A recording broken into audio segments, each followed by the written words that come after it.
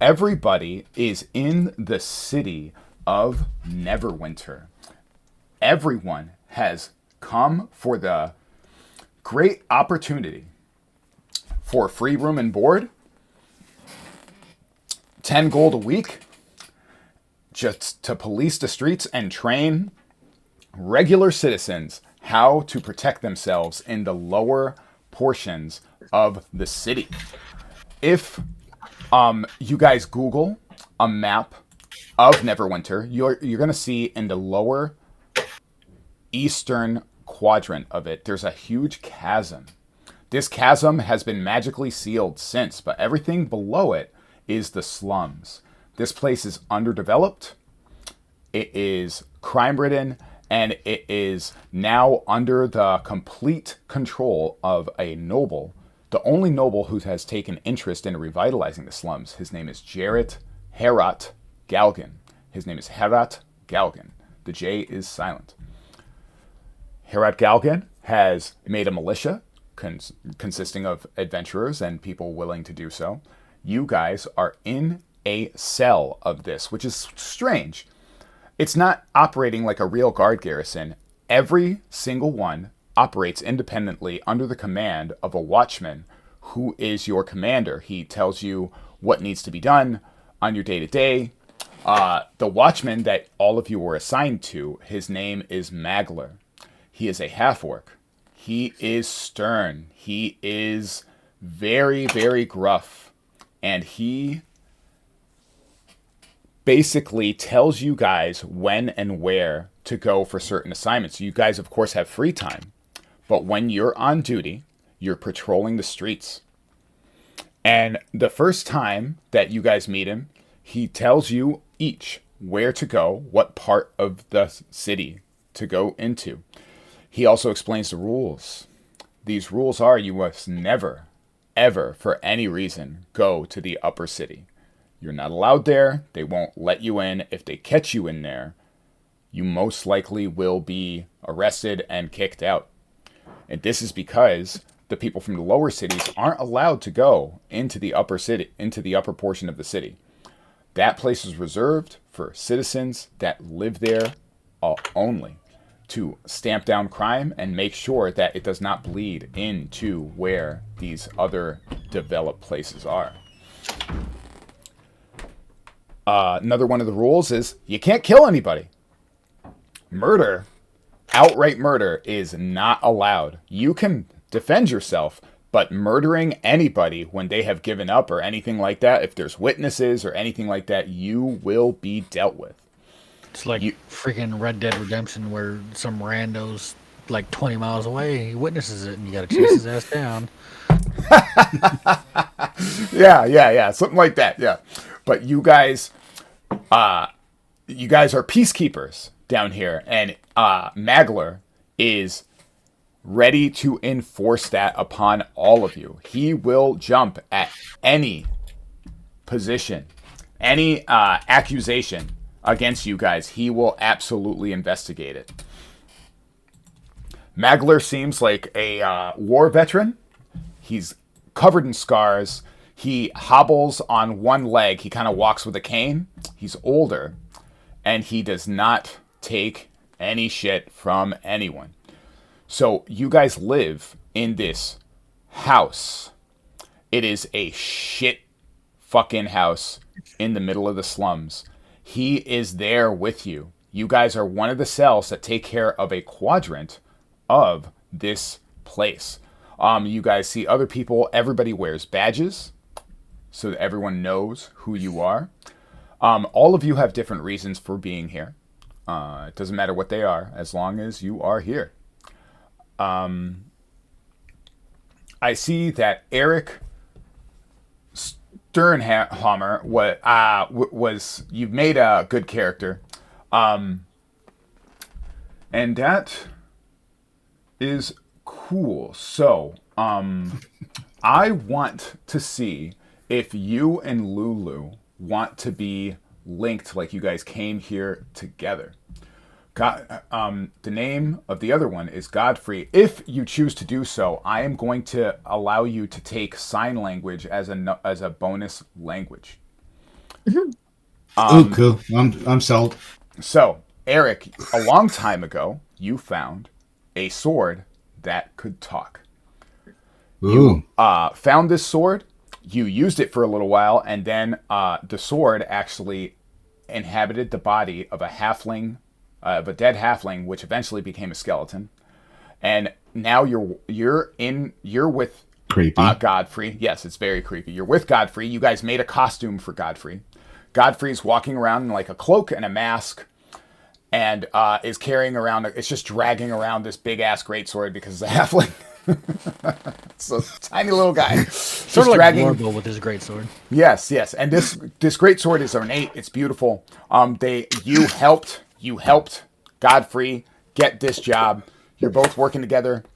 You're both living in the house, and all of you are in the house together. There's also another little goblin there that you guys know, who you and Godfrey kind of reformed. He was a thief, and now he's following you guys around and stuff and doing good stuff because you guys convinced him. Both you and Godfrey convinced him to turn his life around. He's doing that with you guys. He is also in the party. He is an NPC. Nice. His name is Vregler. He calls himself Vregler the Blade. Vregler the Blade. Love it. Okay, cool. In honor of Godfrey. All right. Comely Blackbrand. You also are in this house. You guys notice that there is a walking automaton in there. It is a big walking hunk of stone. It is a warforged. You guys probably don't know what a warforged is. In game meta, you probably know what a warforged is, but there's one there. They are not. Oh, it's made of stone. Well, yes, it's made of stone. Yeah. It looks like it is, but it's walking around fluidly like it's a person. Is it a dwarven made? You don't know. I'm a dwarf. No idea. Yes, but you still. Does it look like a dwarven work or not? It does not look like dwarven work. It looks like a living being. That is this me, made. By the way? Yes. Okay, so I would say you can tell it looks extremely because my character is over 200. So you can tell it's weathered and stuff. But that may be why you can't tell exactly what type of creation it is. Okay.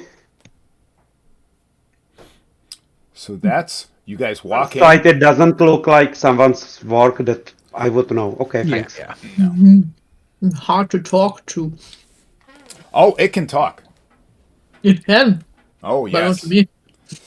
It can talk. It can say words. Everyone notices that there's a tiny little man in a robe and a mask who does not talk and only talks in sign language with the human that is in the party and with the little goblin. They kind of like have this little group. They all seem to know each other. And Comley and Victor, you guys don't know anybody except, yourselves. And you guys are in this home getting orders from Magler the half-orc. And now I'm going to let you guys finish up picking your stuff. All right? I'm just going to take a quick 5-minute setup break, and I will be right back.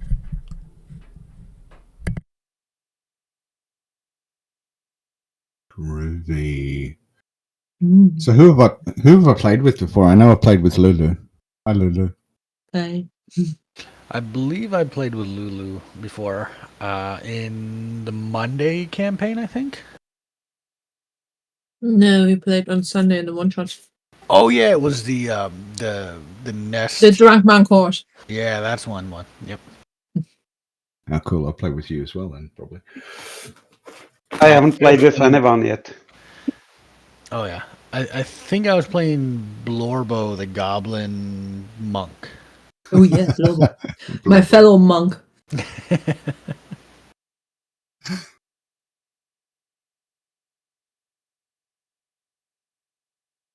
You were the one that was hitting everyone. I was the one who was dragging everyone.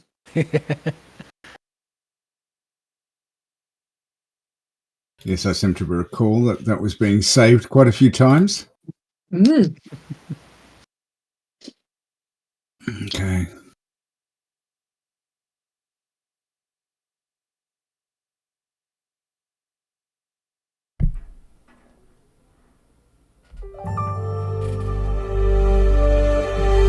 It's started. Awesome.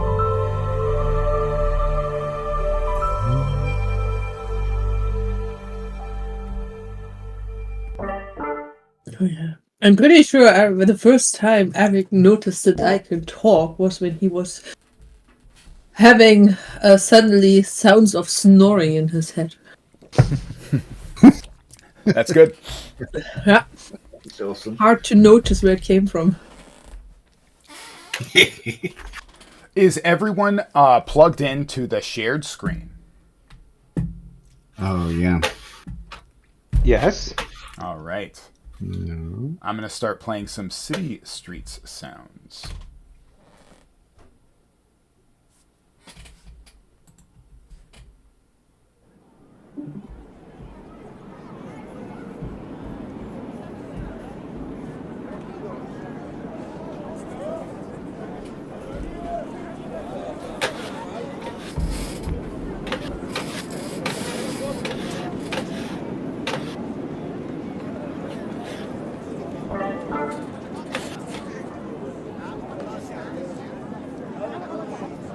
The city of skilled hands, Neverwinter. Standing high in the center of the city is Castle Never, one of the greatest buildings you have ever bore witness to. It watches over the city in a distance. Your vantage point from the slums, you can see it from anywhere you are. A constant reminder of those who live in a better position as yourselves.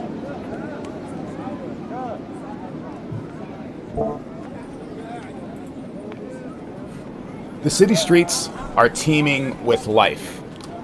This city is on the up, and the slums will follow it. These are the words of Herat Galgan, a nobleman, the only nobleman who is even bothering with the lower part of the city, where other noblemen would just let it fester, rot away, and die. Other people have considered demolishing the entire part, displacing thousands of people, but not Herat Galgan. Herat Galgan sees potential and gain in such a place, and so he has hired all of you.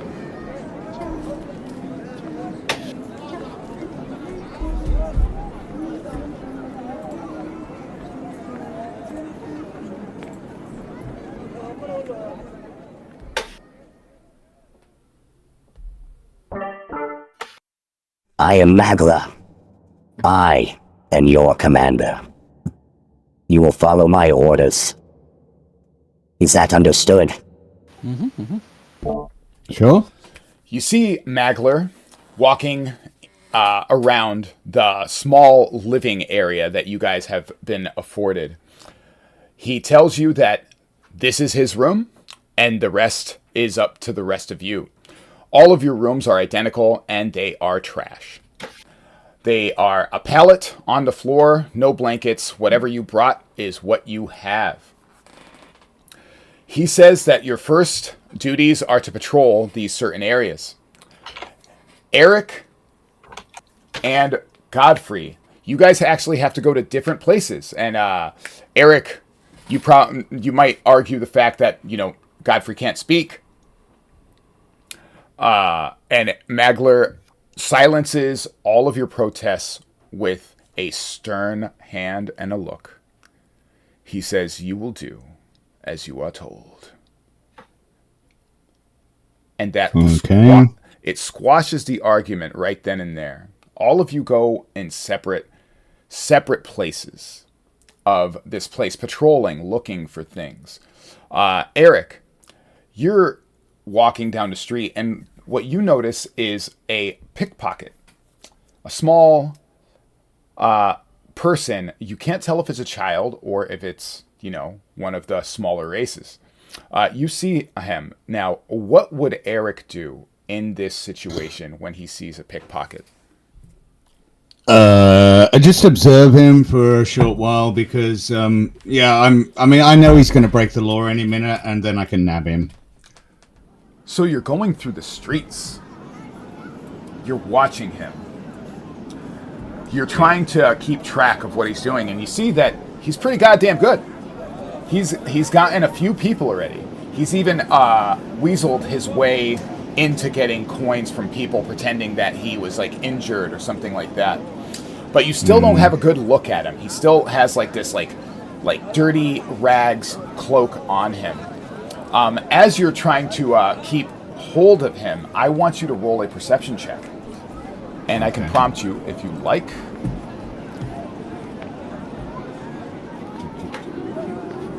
Ooh, I gotta put you in the party sheet. Oh, do I? Sorry. There you go.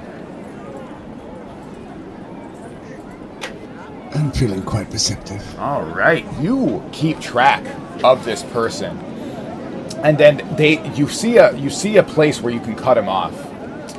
What do you do? He technically hasn't broken the law yet, though, has he? I mean, he's... Oh no, he's stealing from people. Oh, he's stealing from people. Yes, okay, he's pickpocketing people. Yes. No worries. I'm going to grab him. I'm going to literally just, grab him. So you He's go smaller up. than me. You go up. You try to grab him, and you see that it is not just a child or it's a full adult that you grab, posing as a child. You can easily tell once you grab them and they speak. He has the face and the voice. Like the face and the stature of a child, but he really sounds like this. Hey, get the fuck off of me! Well, what trickery is this? He takes a cudgel and he tries to hit you with it. He breaks it out and he tries to stomp on your toes with the cudgel. He only gets a 14. Your AC is 8. Ugh, Jesus, why is your AC so high? I'm wearing plate. Oh my god! That's why your AC. Well, no, you got a 14 for. Why is your armor giving you a plus 14? Hold on. I don't know. Here. I put plate mail on. Plate mail. That should just give you an 18 for plate mail, and the shield should be a 20. Why? Oh, proficiency. There we go. You're adding your proficiency. No, that's not it. What is happening here? So this should just be. It's Tia's holy guidance, clearly. Nope, there it goes. There, your AC is a 20 now. I don't know why it was a 26. I do why. But your AC is a 20, and he tries to hit you with the cudgel. It bounces off your armor. What do you do with this guy? Can I just smack him across the head? I don't want to kill him. I just want to capacitate him. Obviously, You want to knock him out. Go ahead and roll an attack please. roll. Okay.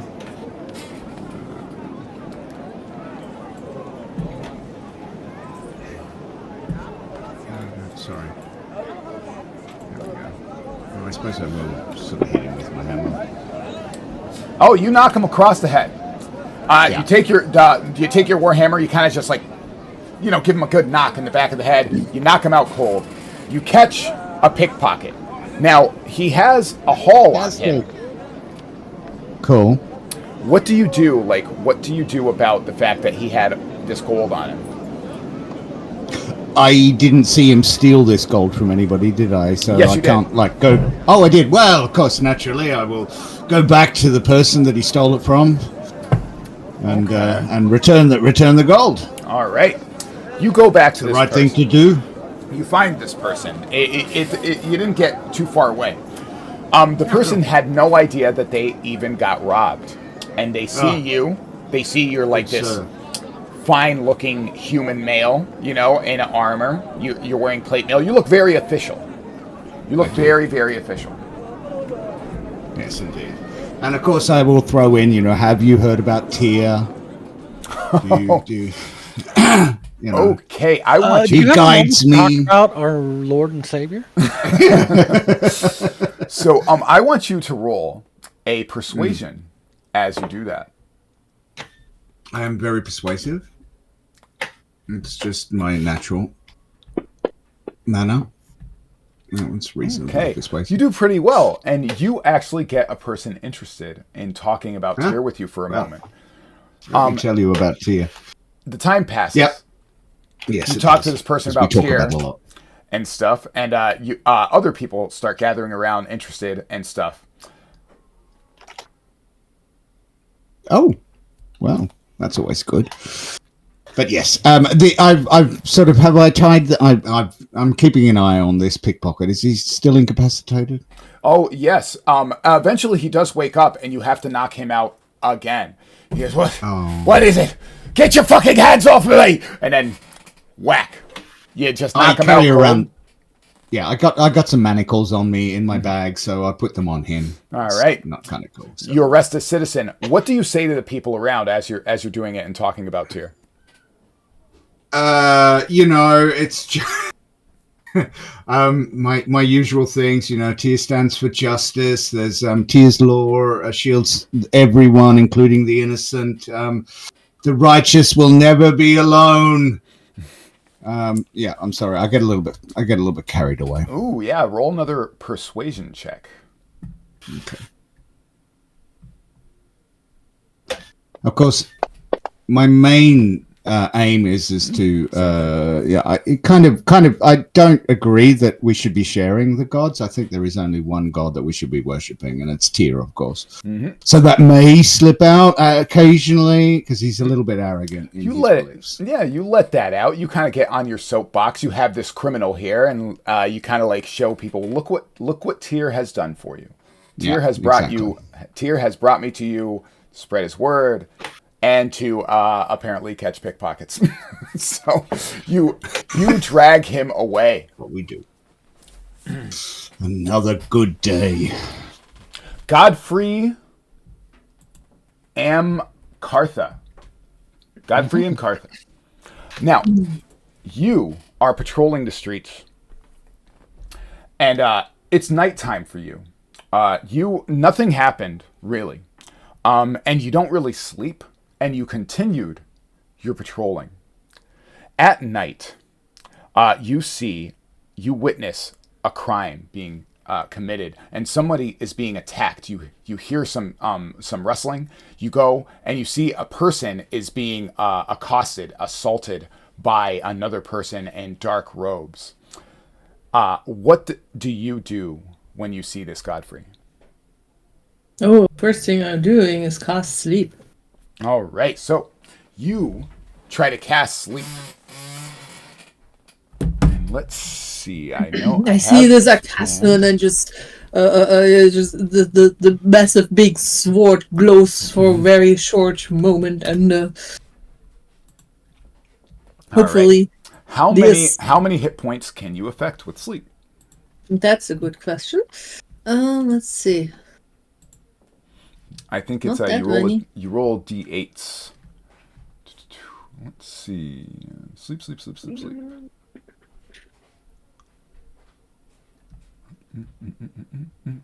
Sorry, creature. Creature within 20 feet point affected. Yeah. Where is it? Sleep. Takes damage or... 5d8. You have to roll 5d8. It's right at the beginning. 5d8. Yeah, 5d8. So if you go to the 8-sider and you right-click, you can hit 5, and then it'll roll 5. Did it roll? No, it didn't roll. I can do it for you. Oh, there you go. Now it rolled. All right, 21. It puts the victim to sleep, and the other thing sees that you casted a spell.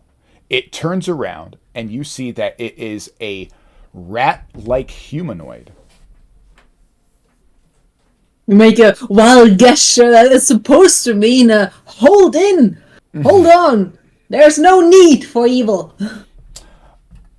As you say that, the creature I'm making wild hand gestures. I'm not sure if it understands what I'm doing.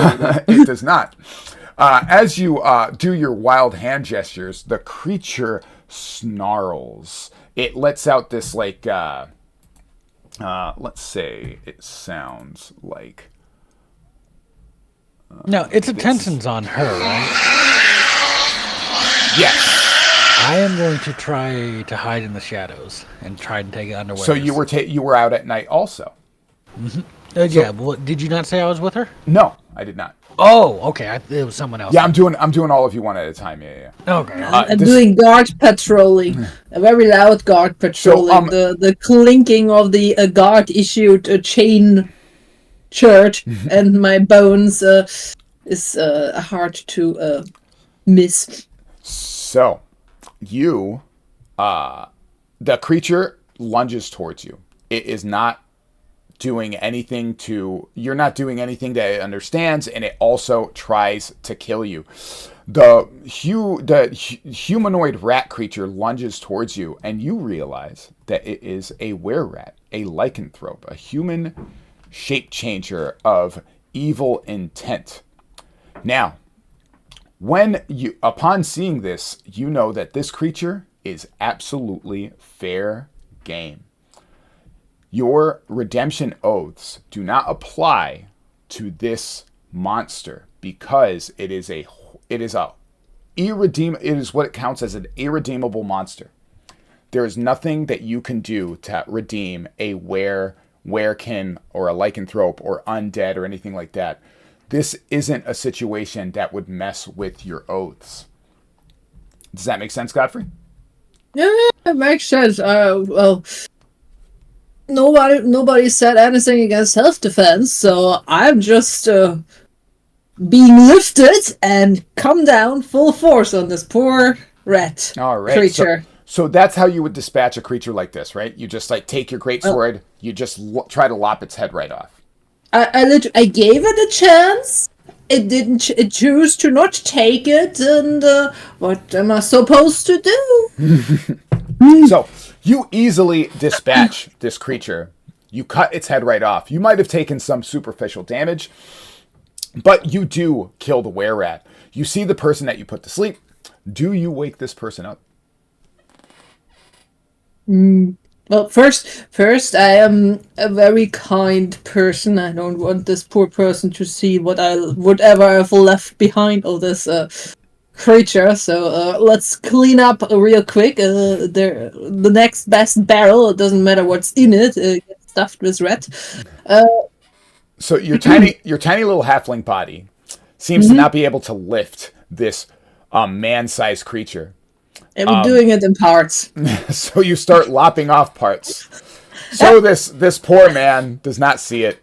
You start lopping off parts. Let's see if you can do it within the time of the sleep spell, which I believe could be 1 minute. So you try to take this action to do it in 1 minute, to try to cut it in sections that you can lift. It's kind of hack and lop, hack and lop, hack and lop. Hack and lop. All right. So I want you to roll. I want you to just roll your damage and see if you can do 20 damage with 5 swings. Roll that damage 5 times. Nice. That's 9. And another 9. You just need 2 more. And you did fine. You cut it up. You cut it up into neat little sections. You stuff it into the barrel, and the guy starts waking up. It was just, I guess it was just a dream. All was fine. Please go on with your evening, good sir. Why does that sound like a serial killer? Of course, my gesturing is rather wild. I do have, I think, somewhere some indication that I am city guard, so... Yes, you have a badge on. And the guy sees that you have a badge. You start gesturing. He's like, can't you talk?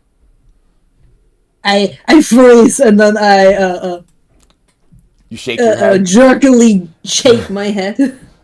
Okay, so he thanks you, and he says, I'm going to tell everybody that you did this for me. Thank you so much. I guess I could find out your name some other time. I will ask about you, and he runs back to his home, because nighttime. I just make the halfling just try to wait. Stop! I didn't do nothing. You dreamed. So he is fine with it though. He does not think it was a dream. He did see something attacking him, and he saw a little person with a badge on and a huge, ornate, beautiful sword. Look at that sword. What a beautiful fucking sword that sword is. Yeah, it's completely out of place, and it was in the place. All right, Calmly Black Brand.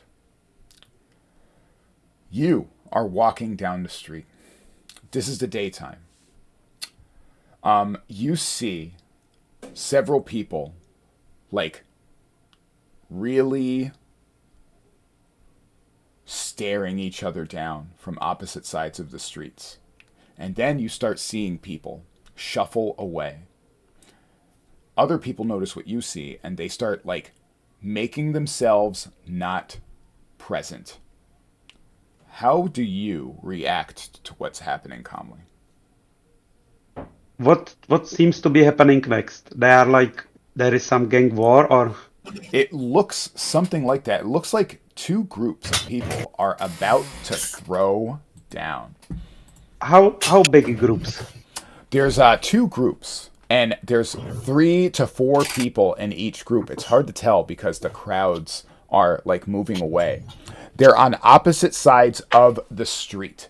They are just facing each other down, and what makes you notice it is that people are just making a area where these guys are alone. Everybody's just like shuttering their windows. They're all running into opposite like directions away from these guys. 1 against 8. It's like not possible.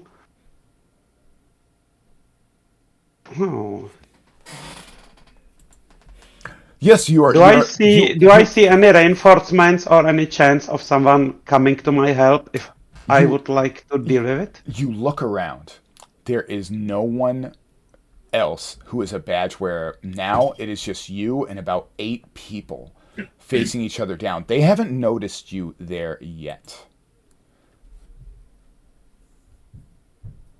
I'm standing then they're like openly, not running away, but not doing anything yet. Okay, so you're not doing anything yet. Yeah, because I'm 1 against like 8. It's not possible to do anything. So, as that happens, you see them, they all charge each other and they all start fucking killing each other. You don't know who these two groups are, but they all pull out knives and they just start having this fight in the middle of the street. At this point, I will pull out my badge and shout at them, in the name of the law, stop whatever are you doing, stop fighting. All right, Because I'm pretty sure they will ignore me. They see you, they see your badge, and then one of them runs up to you. One of them just runs towards you as the rest of them start fighting. He's brandishing a knife. He's running towards you. One of them tries to stop him by saying, "No, not that one! No!" And then but he doesn't do it in time. This guy is running towards you. How do you deal with a person running towards you with a knife? I do not want to cast any spell on such guy, so I will just deal with him with my Warhammer or try to, because it's like obvious self-defense. Okay, so And I want to shout at him, stop or I will kill you. All right, he runs up, he doesn't stop. You deal with this guy with your... I would like to go for his knee to only... You want to do non-lethal damage, is what you're saying. Yeah, basically. You're going to do non-lethal damage to this guy. You walk up, and you automatically succeed. This guy runs up. He's not like a super tough guy. He just made a mistake. He ran right up to you. You beat his ass. As soon as that happens, the other people that got bloodied, they were stabbed, they all start scattering in different directions. And then the guy that shouted at him, he like goes to go towards you, but you have him. And then the guy stops, and he like looks at you. And you can tell that he is taking a mental note of what you look like, and then he runs away. What do you do in that situation? He seems to be faster than me. I can't run as a dwarf as fast as the normal guy, even with armor and such. I will grab that non-lethal like incapacitated guy, and I will like maybe grab him around his neck from of his shirt or something, and I will like pull him towards our whatever we have like to get him arrested. You headquarters. basically arrested him. All right, so Yeah. you arrest this guy, and that's just what happens. You see a gang fight, you arrest one of them, you take him in for questioning, and we can go through. If you want to interrogate him, you can, or you can just hand him over to the magistrate, to the constable. Because it's my first case, I will ask the constable what he wants me to do with him, if he wants to interrogate him himself or me to do it.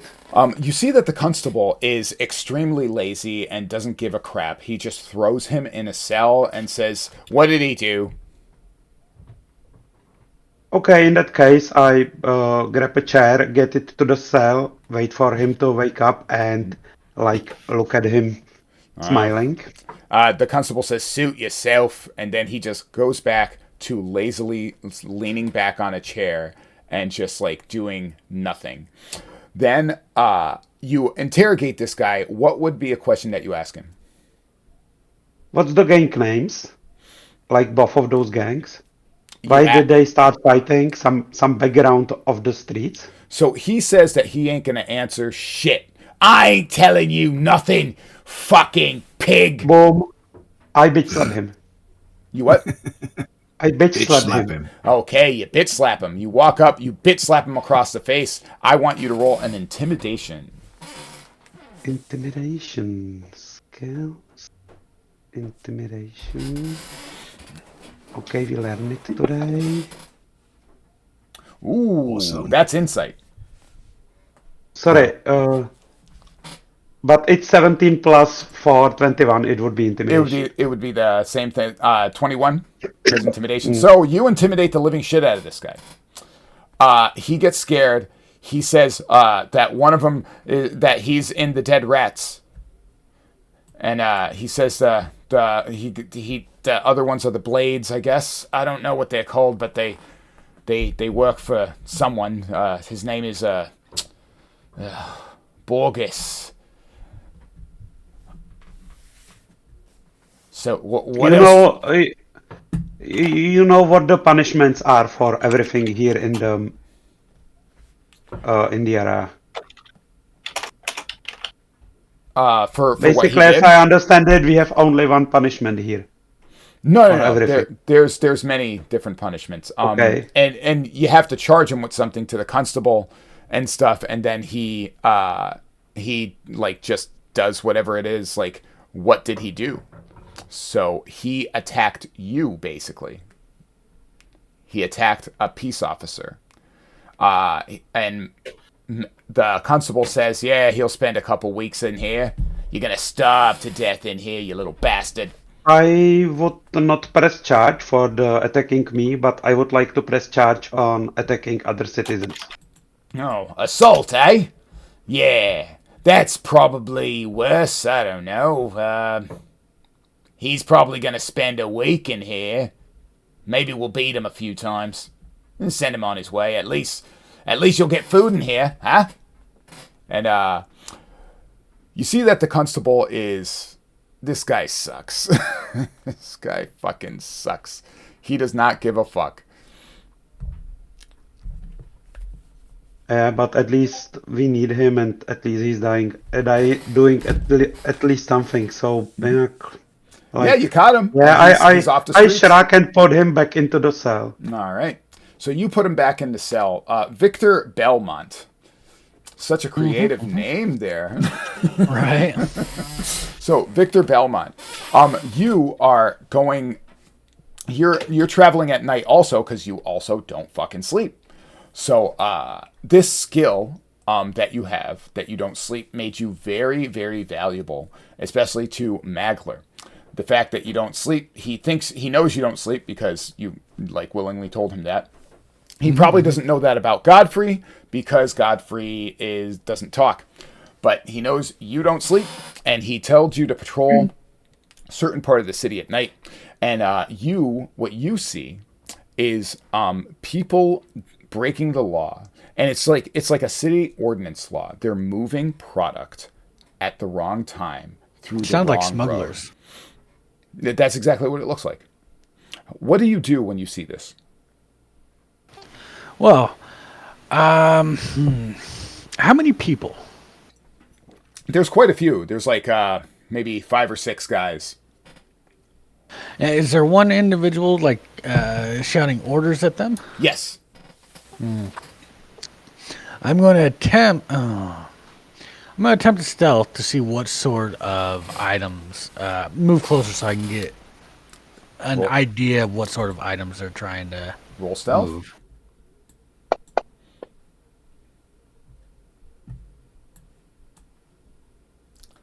All right, that's really good.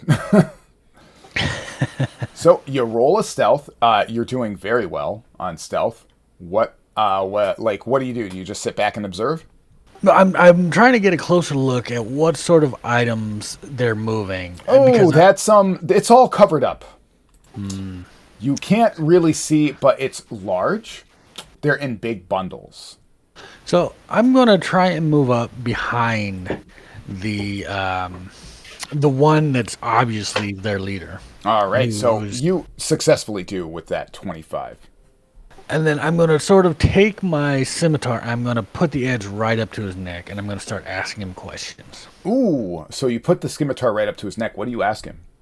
So my first question is going to be, what is this product you're moving? And I'm going to tell you now, since I can't really feel the weapon in my hand, I can't tell what type of pressure I'm adding to your neck, so you might want to answer truthfully. Roll an intimidation.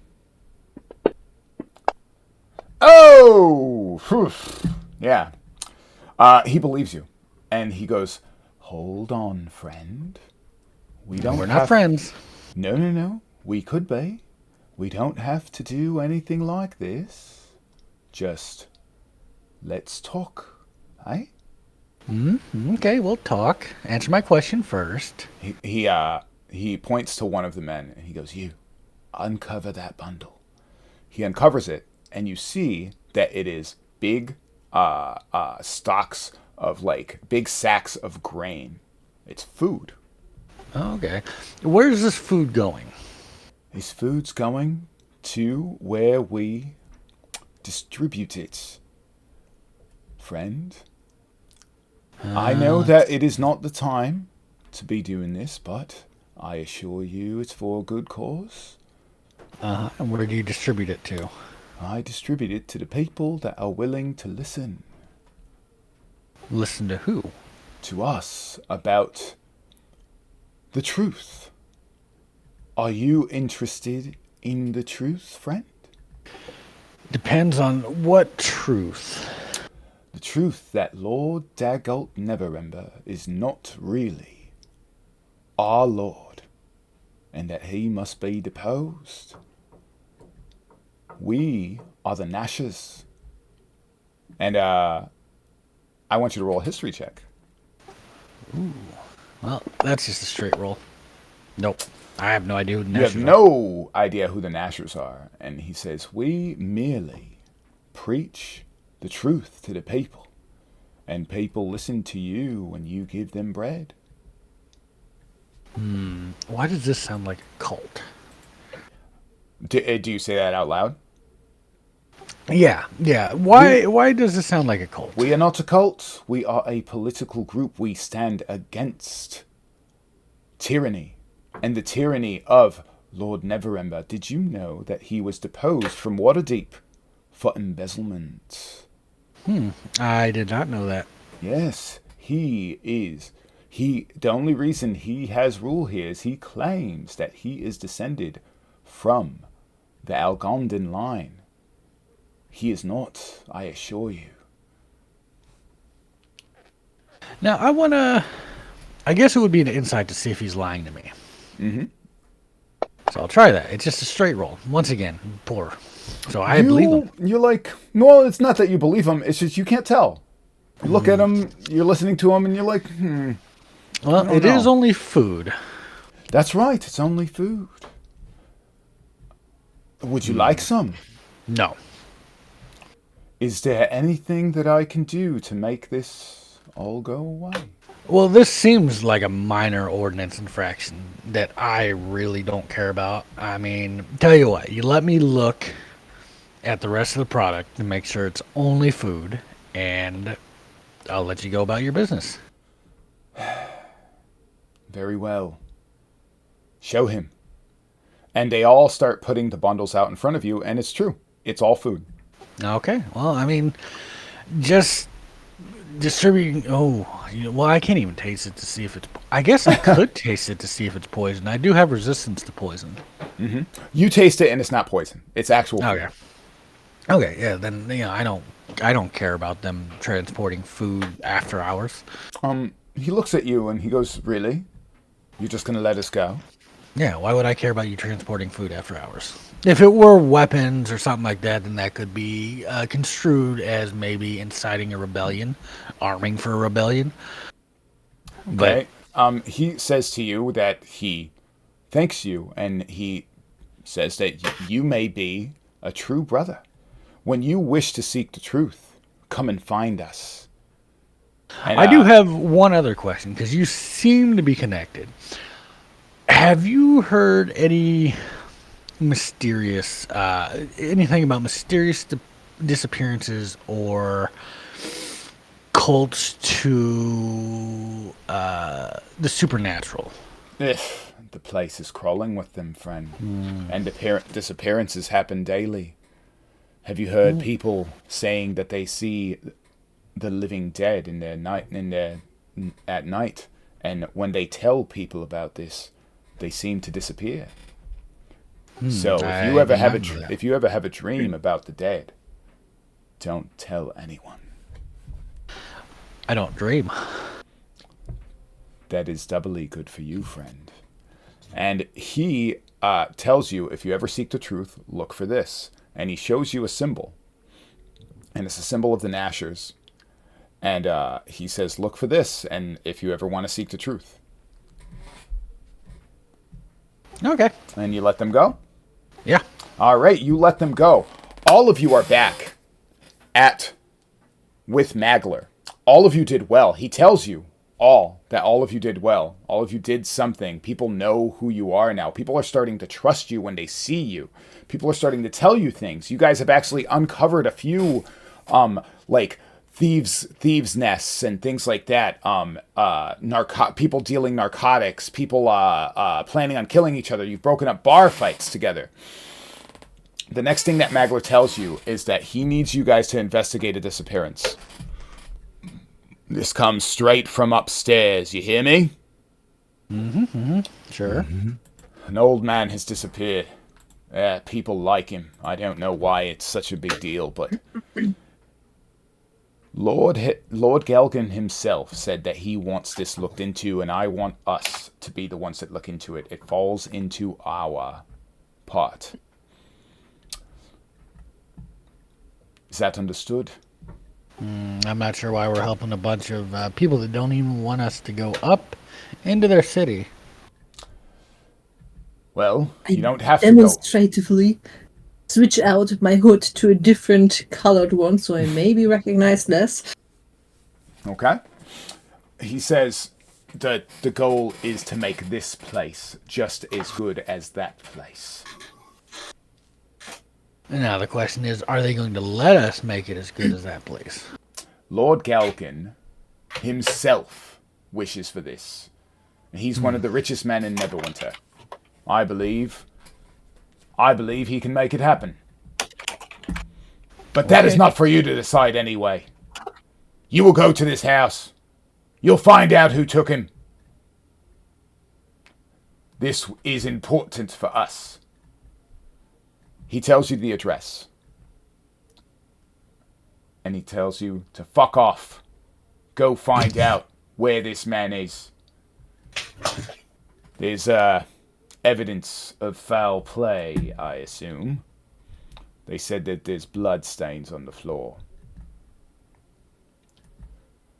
I don't know why he's telling us to investigate what seems to be a murder, but it's Orders. Go and get it done.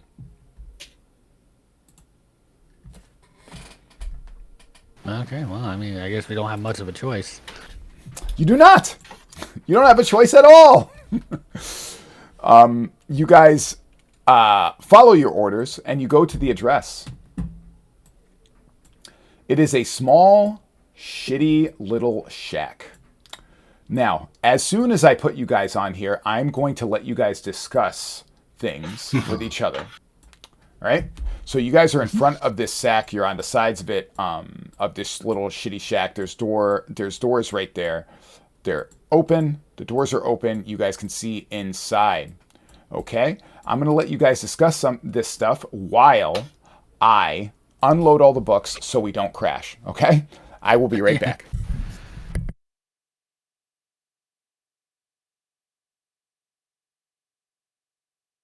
Oh, guys, is someone of you an actual investigator or something?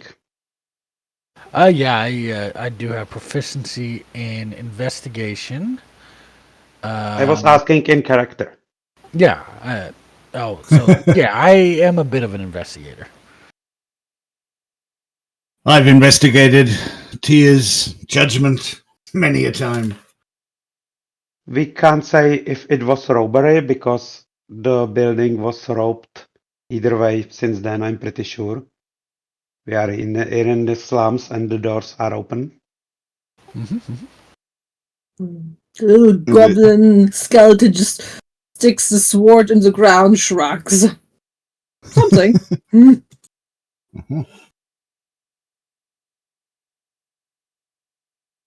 So I would say let's let Victor in front and see for some like clues or something. And we may look around, maybe ask a few people around if they saw something, but it's highly improbable they will talk. Sort of like an Irish neighborhood. Yeah, I'm pretty sure even if they saw something, they won't tell us, but we can try. Yeah. I can make them talk. I have a persuasive way of getting people to talk to me. You mean beating or any other? Actually, I do have a persuasive way of getting people to tell me stuff. So I might do that.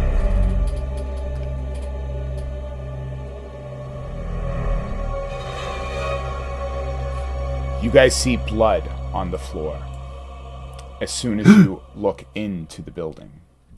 A big pool of blood lies on the floor.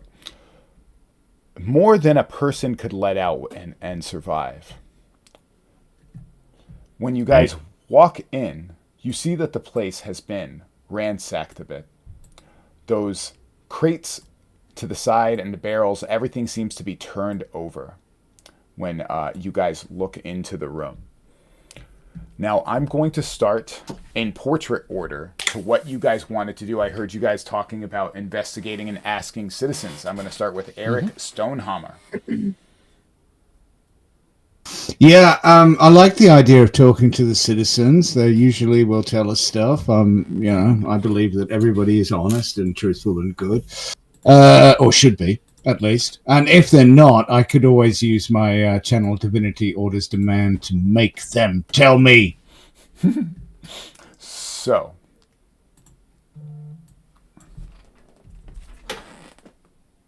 okay.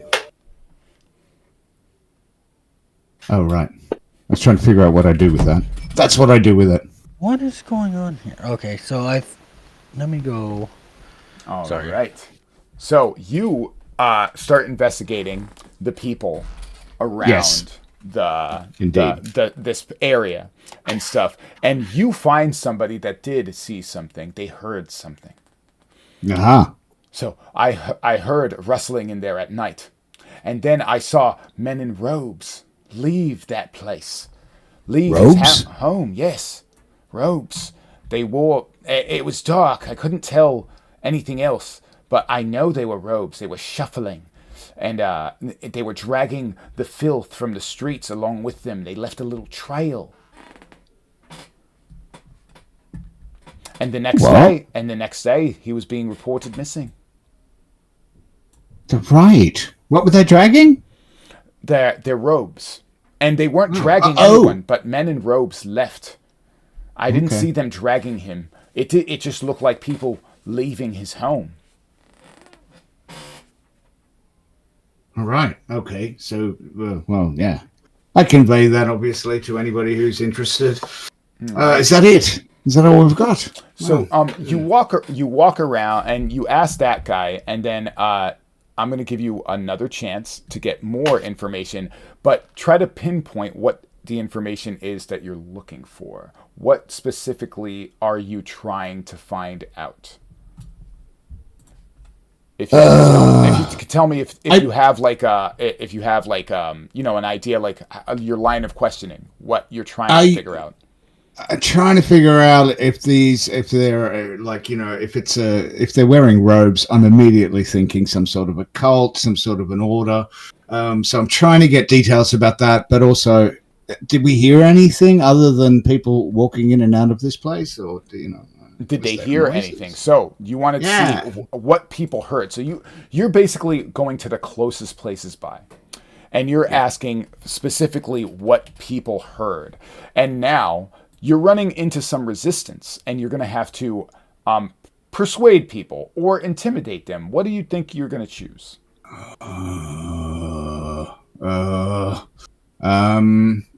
Either one is it's one or the other. I'm gonna softly, right? Let's start with persuasion. Can I help him with persuasion proficiency? You want to help him investigate and use to persuade people. Yes, yes, to persuade people. So give him advantage. You're gonna walk around with him, and you're gonna also help him question people. You're gonna get advantage on this roll, so I'm gonna let you roll it twice. Okay. Awesome. All right, so I don't need to click the advantage thing. I just do it. Well, you can if you want. You can, and then it should work. Okay, I hope so. It should work. I've never seen it. Yep, it works. I just didn't know if it was going to work. Ooh. So, people were showing you resistance, and then you told them, look, this could happen to you. This could be, you could be next. We need to find out who's doing this. And then your argument, worked.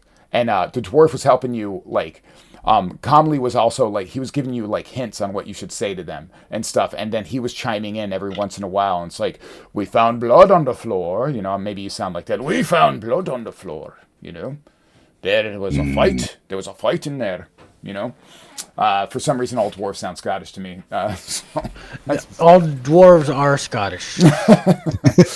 So the guy's like, all right. I heard people shouting at first, and then they sounded like there was a fight. But then everything stopped. And then as I looked outside, I saw 5 men walk out. Men? It looked like men to me. They were large. Right. And wearing robes. And yes, he says, yes, they were wearing robes. I remember now. How large? So are we there? Yeah, are we there? You can be. Yeah, absolutely. My question is, did the robes have any symbols on them? Yeah. It was dark. I couldn't tell. Color? What was that? Was there? Oh, sorry. Color of those robes. Yeah, colors. He says they were dark. I think one past the light. It looked blood red, I think. Ooh. Okay. My last question is, did you notice any particular smell, say, of sulfur, death, decay? Yeah, those would be the primary ones. He thinks back, and he goes, I do remember smelling something like musky after they walked by my house. Something like the way something smells after it's been long wet. Sort of like rotten? Yeah, but not rotten. More like moldy. How long were they in the house? I think just a few minutes. Did they have light with them, or did something happen, like sounds, possibly a fight, shouting people. Yeah, Yeah. he said there was a fight. Yeah, he said that he heard a Okay, fight, okay, sorry. and then the fight abruptly stopped, and 5 men walked out. You didn't happen to catch any phrases or words that might have been said during this scuffle? Now, let me think. My memory. Even if you don't understand what the words mean, he puts out a hand, and he starts gesturing with his fingers, and he's like, "My memory is not so good, you know." okay, I'll give him 2 gold. You give him 2 gold. What? What? Well, that's all I got. We are in slums. Do not give gold to people unless they will kill you. They will kill you. This is for information. He could be an informant. He takes the gold and he goes, "Yeah, I heard him say lots of things. They were No, saying, I need the truth. oh yeah, it's just the truth. They were saying things I didn't understand. But the funny thing is when they said it, it sounded like it echoed, you know, like Sort of like it was an incantation, maybe, or some sort of magic. yeah, it had to have been magic. It sounded unnatural." Could you repeat? Could you repeat the word for me? Words. He does his best to repeat the words. Now, whoever is there, whoever wants to be there, I'm just going to say all of you are there. I'm just going to say all of you are nearby to be able to hear this, and then I'm going to make you roll. Let's say this.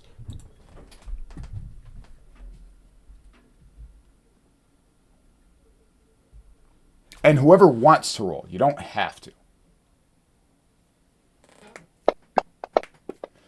Okay. Oh, I hit the wrong button, but I don't have any knowledge arcana anyways. Anybody else? Nobody? Oh, what are we doing? Sorry. You're rolling. It should have popped up right in front of your screen. Oh yeah, it did. You're right. Nope. There you go. So 2 people have succeeded. And the people that succeeded, he doesn't say it right, but you guys know that was a command spell. Oh, yeah. See, I have no knowledge of spells like that. But those 2 guys do. Comley and Eric. You guys know that it was a command spell. Oh. Clerics. Or Infernal mages. clerics. Could be mages, but they're wearing robes. Could I roll if I know that red mages of Thay have red robes and they are involved in the things? You know mages if they have red robes, but also many cultists have red robes. There, and you know this for positive. Red is a common cult color. The Asmodeus, the devil cults, they freaking wear red. The Thayan wizards, Yeah, but the Thayan wizards aren't really a cult. The Thayan wizards is of Asmodeus tend to seek knowledge rather than actual, committing petty murder. So, Godfrey Amkartha, Yes. what is it that you were doing while everybody was investigating? I was tasting and sniffing the blood. All right, so you're investigating the house and sniffing the blood. Or more precisely, I'm sticking the sword in, and hopefully the sword can glean information. You can't glean any information by sticking the sword in, but you look around the place, and I want you to investigate this house while everybody else is like asking citizens what they're doing. So I'm going to have you do investigation. You're going to look around the house.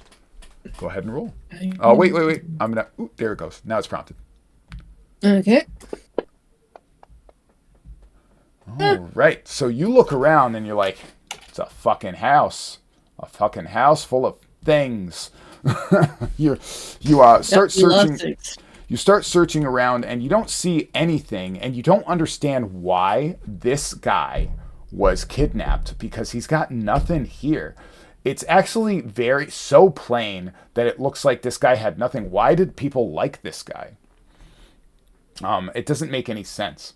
And as you're looking around the room, I want you to roll a different check. Boop. And you're probably going to fail this one too, because I don't think you have the strengths in this. Mm-hmm. Ooh. I may. You never know. Oh, not you. Not you, but Yep, I'm failing that too. No. So you're looking around the room and you're like, why was this guy so important? Why are we investigating what seems to be a hermit with nothing? This guy's got nothing in this house. There's no valuables. There is nothing. And you just don't understand why this is so important. Now, everybody else gets back into the room from investigating the surroundings. You guys know that people were in here and then people weren't. There was spells being slung around and there's blood on the floor. I want to try and investigate if there's a trail, maybe? A trail leading away from this place. All right, Hearth is Yeah. going to do that. I'm going to make you roll a survival check. Mm-hmm. All right, you roll that, and then I want the next person is Eric. Eric, what are you doing in here? Yeah. Okay. It seems like you are standing there and doing. I like that. Eric, what are you Yes. doing in here? In the house. I am. Well, you know, just trying to. I don't know. Detect magic. Ooh, detect magic. So you're going to cast Yes. detect magic. I am. All right. So you cast detect magic, and you are sensing magic. Fucking Aha. everywhere.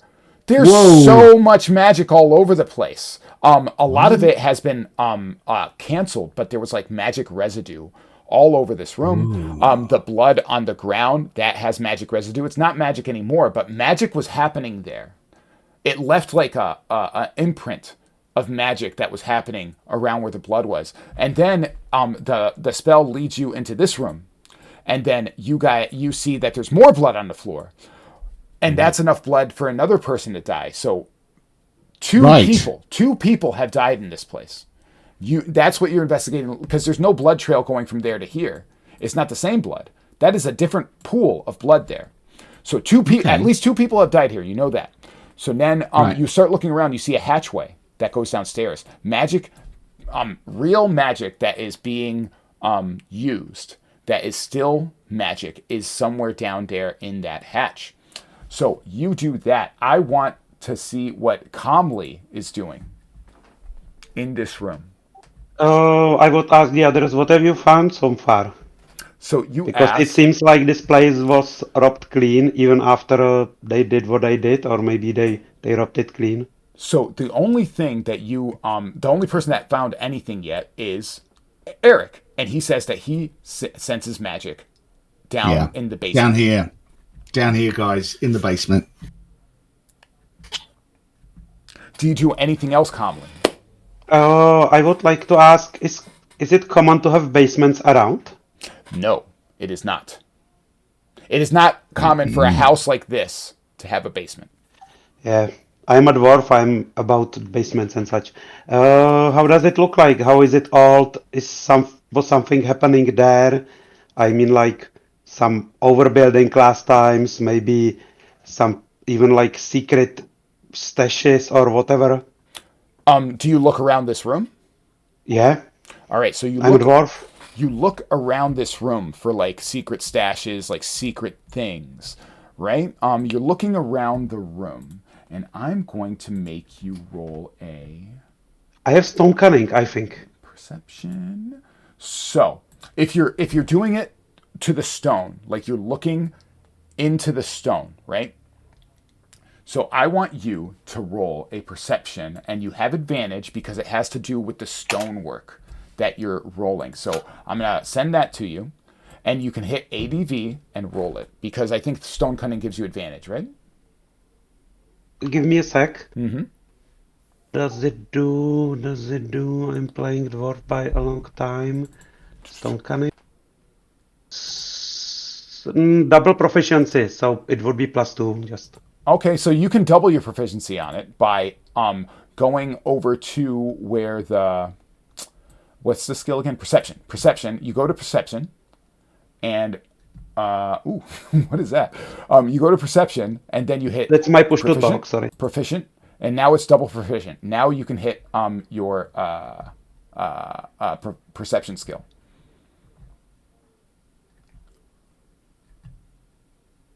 There you go. Oh, so you got a 20. It should be a 22. Maybe, why didn't it do it when you did it? It did it when I did it. Anyway, it's a 22. You got a 22 on your perception. It's probably because I prompted you before I did that. So I'm going to unproficient your perception because you're not actually proficient in it.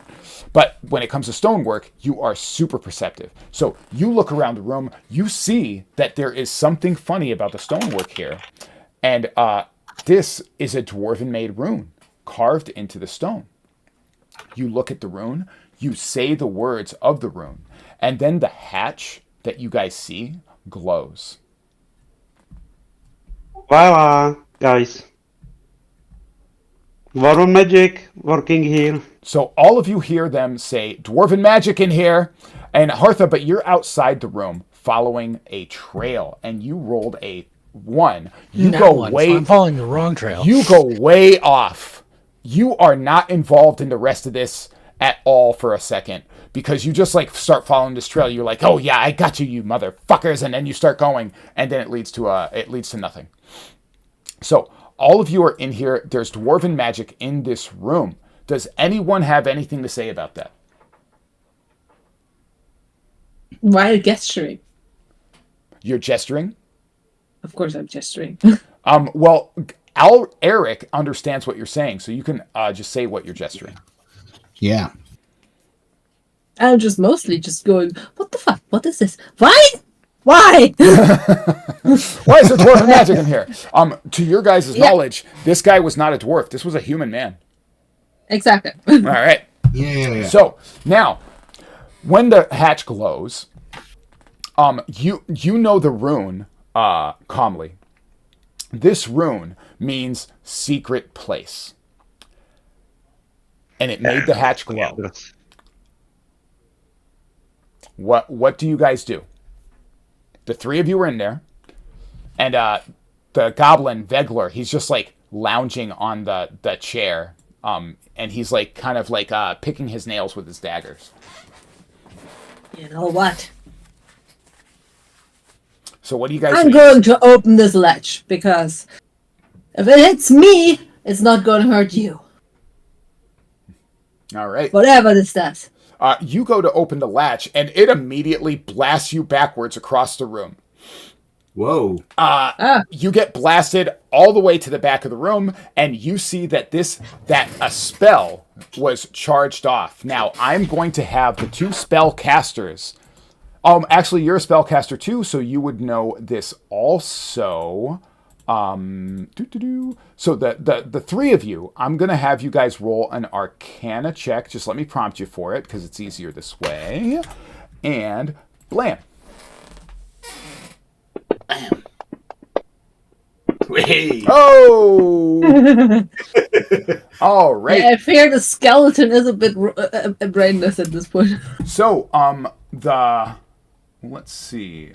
Who got the critical there? Oh, you got it. So, ancient knowledge. You tap into ancient and forgotten lore, granting proficiency at a specific type of magical knowledge, such as specific school of magic. That's exactly what I was actually having you guys do. So, you know exactly what this is.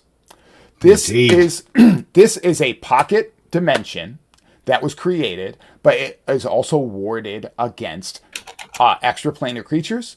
It is warded against undead. It is warded against things that aren't alive. It is warded against things that have the evil alignment. Only good people can do this. And you being ex-Oathbreaker and also being undead, that blasted you across the room. It did no damage, but it deflected you. You just like got blasted across the room. It does like minor bruising damage to you, but your dead body, all it does is knock you away. But you drop the sword, and then her body falls completely limp. His body falls completely limp, and the sword is like near it. Eric, you know that you have to put that sword back into that hand and stuff. You walk over. I don't know if you want to tell anybody. You don't have to. I think he wants to keep his secret. You put the sword back in the hand, and then the body gets back up. Is the latch open now, or It is not open. No, it absolutely barred you specifically from borrowing it. But now Eric and I believe, yes, also, did you roll your? Yeah, you got. Oh no, you got an 11. But you still succeeded. You two guys know that you guys can open that door. Yes. Well, at the very least, my sacrifice was worth something. Yeah, let's open it. I will just open it. You guys open it. It is not a room. Yeah. It is just a small like chest that opens up. Oh. It just has contents in it. You guys start looking through the contents. The contents of this chest are a diary. It is a journal. You have maps. You have a secret secret that this guy has been keeping, and you see that this guy is a Harper agent. Oh. What language is it in? It is in common. And then, but some of it is encoded. The coding is only known to Harpers. You know that Harpers are very secretive and they don't mess around. Hartha, you come back and you tell everybody there's a dead end, and then Vegler goes, what'd you find, huh? To you, Hartha. Oh, I found nothing. I apparently followed the wrong trail. You should have just stayed here with us. They found Possibly. They found a bunch of shit in there. And he goes back to cleaning his nails. He just doesn't care about what you guys are doing. Investigating Am I boring isn't you right his now? bag. Huh? Are we boring you right now? It's just this is isn't. Constable, isn't it? No, that's the goblin that was with you guys. His name is Vegler. He's just part of your group, and he goes, this isn't really my thing. You need to get in somewhere. You need somebody stabbed. I'm your guy. Well, I'm your guy. And Don't I'm take your my guy. job. It's my job. Are you trying to take my job? Well, I'm doing it better than you are. And he leans back. Like, he exaggeratingly leans back into the chair. And he's like, and then he pulls out some dice. And then he starts, like, juggling them around. You want to play some dice? I'll play in some dice. All right. You get into a gambling competition with Vegler at the table. You, like, sit at the table, right? And then you guys start playing dice as these guys investigate the room. Calmly, Godfrey, and Vic and Eric, you guys are in that room. You're looking through these items. There is so many items. And the one thing that you guys gather from this is that he was investigating a cult. He was investigating a cult of Asmodeus. He was investigating this cult. They have a plan. This plan is to break into the Galtalgrim.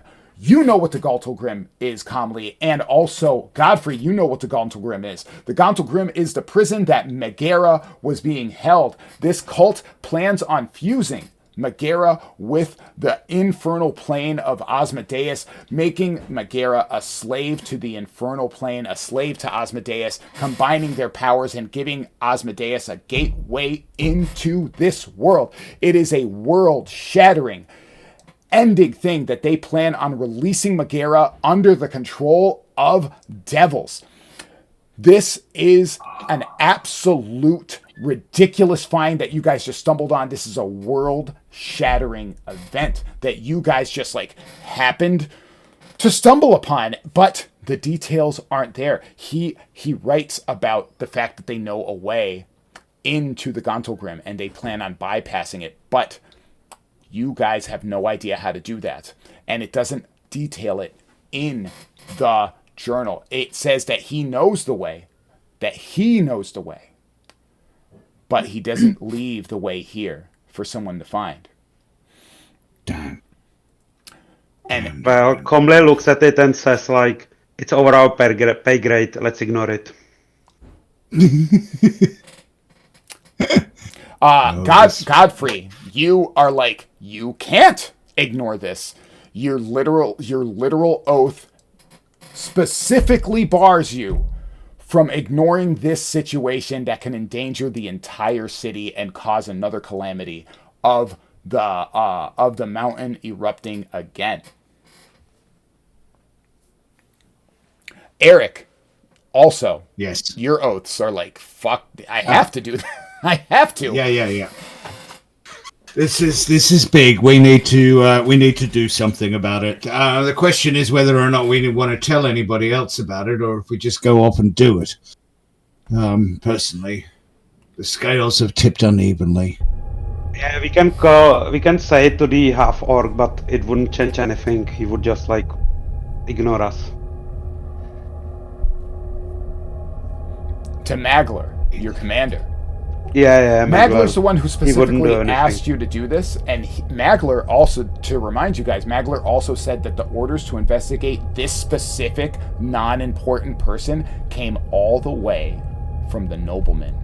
I wonder if he was reporting directly to the nobleman. Why? Yeah, Lord Gelgan. Yeah. Can we go to? Do we know where Lord Gelgan lives? In the upper part of the city, a place that you are not allowed. We're not allowed. Yeah, just asking. When we were investigating, we didn't find the dead body, right? No. Okay. By any chance, did we find the Harper's pin somewhere around or not? The Harper what? The Harper's pin.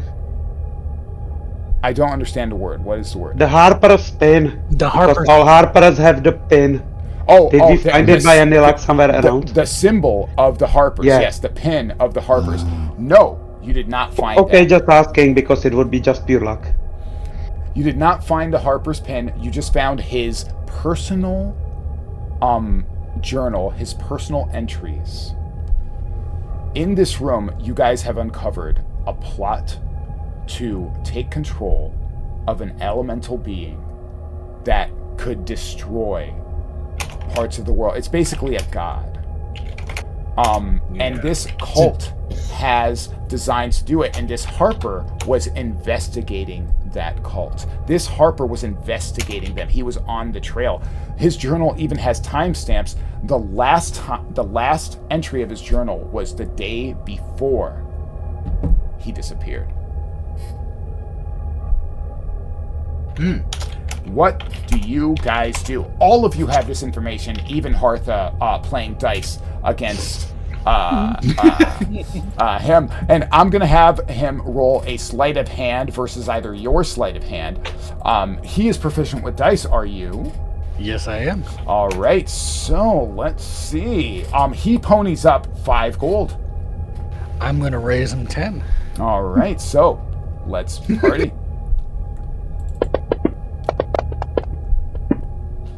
Oh, he crushes you. Oh, in he's some also dice. got double. He's a fucking rogue. So you guys He takes gamble. 10 from me. He gains the advantage on you, and you see that he is skilled. This motherfucker's got skills. This little goblin bastard. He's pretty quick. All right. So you guys have information. What do you guys do with this information? Do you investigate further? Do you look for the trail that Hartha could not find? Do you go back to Magler and explain what you have found? Or do you keep on investigating this room? Well, I am going.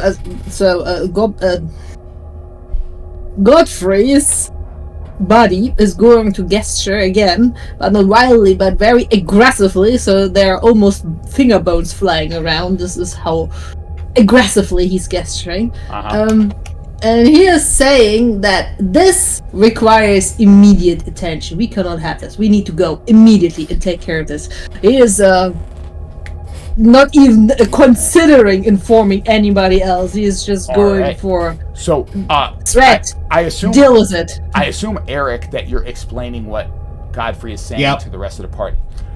Definitely. Eric says that to you guys calmly. You're the only one on the fence about this. Calmly, what is your argument not to do this?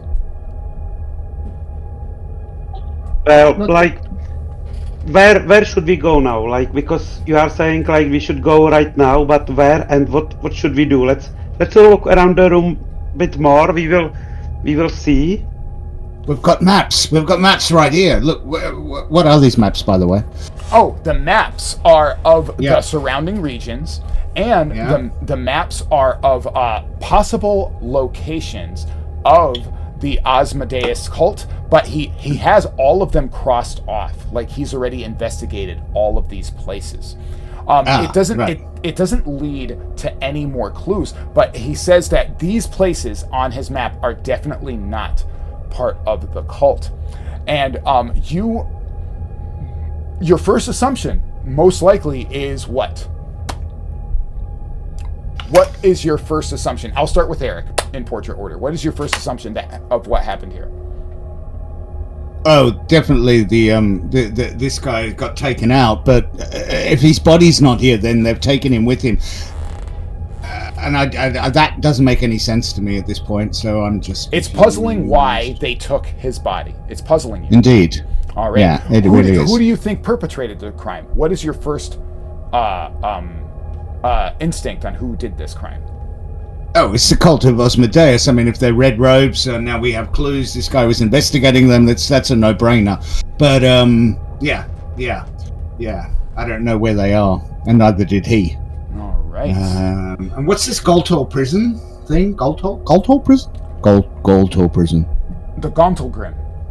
Gontul, yeah. The that one. Gauntlgrim is a actual protector of a prison that Megara is sealed in, and he says that the cult of Asmodeus found a way around the Gauntlgrim. Yeah.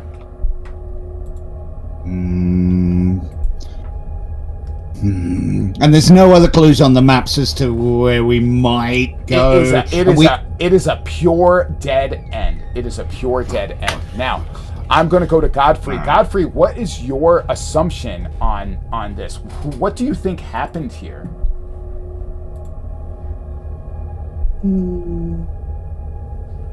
Actually, he has no idea. He is he is more like he hears evil cult, and that's already a incentive enough for him to hit the ground running. You're just like, all right, we're gonna kill this cult. I'm gonna find him and I'm gonna kill him. That's all you're thinking about, right? Yeah, that is one step closer to redemption, kind of thing. Purge the evil of this world, maybe redeem something on the way. But he, after he has conveyed his urgency, he is going to attempt to figure out maybe a clue as to where they went or where to go. Okay, so you're gonna try to track which direction these guys went in, right? Yep. Okay, that's what you're gonna try to do. I am going to prompt you with a survival check. And not you, but oh no, not you. Yes, you. So roll that at your leisure. Oh, we got a pretty good survival check. You actually get a lead outside. Now, while you have that lead, you know kind of like a general direction that they went in. You see these little droplets of dried blood that you kind of piece together, and you start looking around. You start seeing signs of what direction they went in. Now, calmly, Blackbrand, what is your first assumption? What do you want to do with I am pretty sure it was the Asmodeus cult. I'm pretty sure they sacrificed those two people to him, or to it, and I'm pretty sure sacrificing people to demons or elementals doesn't make, at least to elementals, doesn't make any sense. It's better to deal with them, but they are doing the bad job here, and they are the evil guys. We should get rid of them at the end. All right, so you think it was the Asmodeus cult. You think that they came here, they did some sort of ritual, and they took this guy maybe to prevent him from revealing their plan? Yeah, of course, he stepped on their toes, so they just used him as a sacrifice for the Megara, or what's its name you mentioned. All right, so Victor Belmont, what is your first assumption while you're sitting there gambling with... You have all the information because you're saying it out loud. What is your first assumption? So my first assumption is that I mean, if it's a cult of Osmondays, and obviously we know that it is, then we need to hunt this cult down because fucking Osmondeus is a higher demon of the hellish plains. He controls his own fucking ring, and anything that he's doing is not good. Period. No, it is not. So we need to hunt this cult down as fast as we possibly can. Yes, probably. So, you guys found a surprise. This whole situation is fucking strange. You guys see that this cult has taken everything. So, but Godfrey is outside. As soon as you guys get outside, you see Godfrey waving you guys down. Right, Godfrey? Well, I am I'm making it sound, making a lot of sound. I'm bonking the sword against the next best rock or wall or whatever. I'm making a lot of rackets and I'm pointing aggressively again down on the ground. So, that way. So this little fucker with the big fucking great sword is just banging on the ground, making all this noise and frantically pointing to one side, telling you trying to get your guys' attention. And then you guys see it. You guys see what he is pointing at. You guys see that Godfrey is pointing at this trail of blood and footsteps that coincide with each other. You guys look at the size of the footprints. You guys look at the blood stains. And then you guys start tracking those specific footprints, that specific trail over. But you guys have a choice. Do you guys go tell Magler? Do you guys just continue on the trail? What do you guys do? And you guys mull that over. I actually have to pee really bad. I will be right back. You guys think about what you guys want to do. When I come back, give me your answer as you guys discuss it with each other, okay? I will be right back. Well, blood has been spilled. Yeah. And when blood flows, justice must follow. Yes. I don't care about justice. I just care about getting rid of this cult. Cults, demons, vampires, they are not good. They're evil and they shall be slain.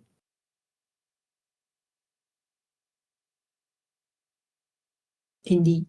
I am all for it. Yeah, the cult are bad essays. Yeah, we should get rid of them. We'll have to let our supervisor know so that we can actually go investigate this. There's no it time takes for too that. much time. Who cares Yes, about the supervisor? He'll get the end result and he better be happy with it. Indeed, exactly. He trusts us enough. He already knows. He tells us what we need to do, which is do this shit. So let's do it.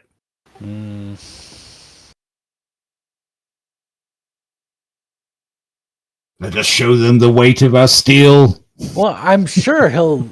The main thing is, because we're supposed to be reporting this back to the noble anyways. Who knows? Yeah, we can do that after when the problem is no longer so imminent. So, here's the thing. The noble will more than likely provide us with more resources to conduct this investigation. That is a good argument. That is actually it. All right, I am back. Now, before I get your guys' opinion, I am going to take Bromley into a private chat real quick and ask him a question. Pompo, come with me. Can I do that? There we go. And I'm going here. All right, Pompo. Can you hear me? Yes. All right, now, do you contact your patron? Do you try to contact your patron in between all of this? If I can, I'm not sure how you play the warlocks. Then yes. I'm going to say that you just do a minor ritual. Like you can, he speaks to you through your emotions and through your mind and what he wishes. So you can do a minor ritual or you can play it out. I want you to pick. I want you to pick how you do this. Can you freely talk to him? It's up to you. What you want to do. I think I can freely talk to him, but sometimes I have a feeling he doesn't listen. Mm-hmm. His consciousness is too grand. Maybe he just doesn't want to reply, just like to tell me that he's precious. You know what I mean? Like making himself itself precious. So like yeah, but I think it's like touching the pain and thinking about him like prayer basically. Okay, so you do that. And what do you ask? Hello, are you there? We found some cult of Asmodeus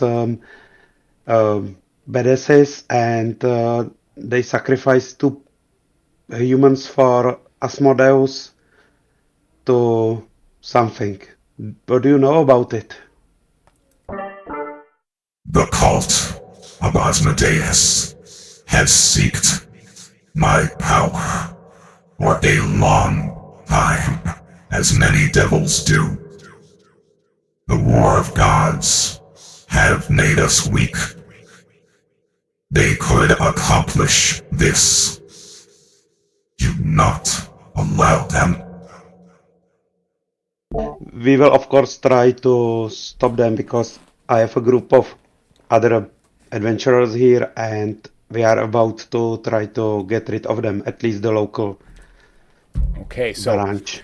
when you first became when he first became your patron, he wanted you to find out what the people of Neverwinter were like, because he went through there and he felt their souls leave this place, his anger and his rage from being trapped. And then that's what led him to his imprisonment again, because he did not know how to feel about what he had done in his rage.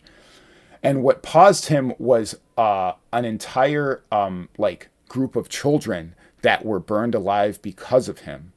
And he does not know how to feel about this. And I want you to, he's asking you to help guide him in what he should feel. What are these people like? What is your opinion? He's almost like entrusting you to be his opinion on what should be done, what he You mean the groups or the local people? The people. Our group or the local people? The local people. Okay. The people of Neverwinter. He thinks, he wants to know, like, what, he doesn't know how to feel about it. And now he's asking you to, like, be there and be his eyes, be his line to them. And then he tells you that that's why he allowed himself to be imprisoned. Yeah, well, most of the locals despise of Asmodeus cults, but of course there are a few that do not, and I think people generally want them dead. And the way this works, it's not like you tell him. It's almost like you're his emotions right now in this world. Yeah, I am telling him this for now. And then you end your connection with him, and you know that he wants you to stop this from happening. So I'm going to put you back. Yeah, thanks. Pam. Okay, Thanks we're for back. this. Oh, hey. What did you guys decide? Are you guys going to go talk to Magler? Are you going to go follow the trail? What are you guys going to do? In the meantime, Comley looked like he has a private moment, being focused on something, but it took only like a minute or so. Okay. You're zoning out there, Comley. Look, the dried blood droplets that Godfrey found, they're not gonna stay here forever. I think we should follow them. So Godfrey agrees. Now I almost sure that they sacrificed them for Asmodeus, not for Megara. I speak to the others. So you're Comley is like, Megara had nothing to do with this, basically, right?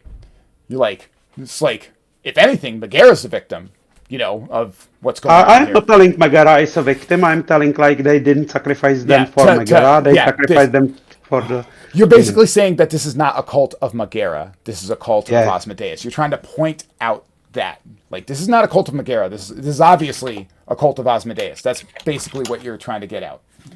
Okay, I like that. Victor Belmont. Yeah. What was your vote? What did you want to do?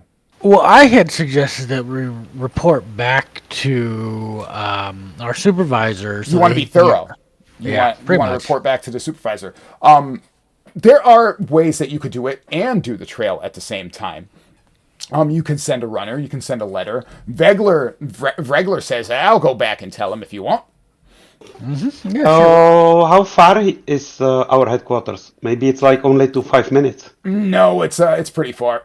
It'll Okay. from Eric's point, you might lose the trail in the amount of time it takes you to do it. Well, then let's send this goblin back and we can move on. So that's a risk because now you might not have regular with you guys in case Yeah, I'm something okay happens. with that. I am a better version of regular, okay? So you're saying we don't need regular. I can do all the shit he does better. And Vregler looks at you. So Vregler's like, what the hell? Whatever, I'll go anyway. I don't want to be on this stupid fucking mission anyway. I'll go back and tell Magla. Maybe I'll have a pint. Well, if we go tell back our employee and we lose the track in the meantime, they would like be pretty angry. We should like first investigate. Yeah. We shouldn't cross the trail at any cost. Let me see if I got. But we can send some. We can send one of these slum boys. That one over there. That one. Do you trust them? Give him a couple of coppers, and he'll do anything for us. I'm sure. Nah, I'll do it. You can give me the copper, Vregler says. Come on, give me the coppers. I'll do it. Don't worry. I'll take it right to him. I don't want to go with you guys anyway. But you guys can, make him. You guys can make Vregler, but Victor doesn't want Vregler to go. Victor's like, no, let him go. I got this. You guys don't need him. We don't need him. Need him? Okay, we probably don't. To be fair. Yeah, you need me. Who needs another blade, huh? And you see Vregler. Vregler is eyeing something. And I want to see if you guys can tell what he is looking at. So I'm going to make you guys roll a perception. It's not going to be hard. Shouldn't be. Okay. Ooh. Hello, Godfrey. What do you see? What do my empty eye sockets What do your empty black sockets see? Whoa, you see a lot.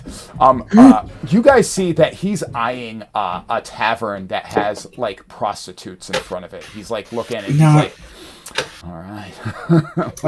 He's looking with hungry eyes. He's like, yeah, right before I go and it's obvious that he wants to go there before he goes over there. And Godfrey steps in his path, in his eyes, and says, and gestures, now the pleasures of the flesh are never as fulfilling as rescuing something, doing something more profound, saving the world, getting the recognition for it, having the blessing of the gods. I slapped the back of his head. Upon you. I slapped the back of his head gently, no. He's doing a whole speech on holiness and redemption and gestures. Both of the short people go up to the other short person. Both of the short people go up to the other short person and kind of lecture him. And you kind of smack him in the back of the head. You tell him no. And then he's like, what the hell? I think it's just as good. You pray to God and then, you feel pleasure. I mean, it's the same thing. I mean, look. All right. I'll go straight to Magna. It is fleeting. It is a short moment of pleasure followed by a lifetime of regret. No. I've never had any regrets. I'm pretty sure he won't regret. Yeah, until I have 10 breads to feed. Oh, all right. I will go. And I will go tell Magla right away. But then, I'm going to do what I want after that. All right? As long as I'm not breaking any laws, it's fine. Right? A job well done does deserve some reward. But I do recommend a more humble reward than the pleasures of the flesh. That may not end in a lifetime of regret. And all in gestures, of course. So I want you to roll a persuasion check. I want you to roll that persuasion check and see if you have any influence. Like AC 18. If you have any influence on him, I'm going to prompt you in a sec. Does anybody else want to engage in this persuasion check?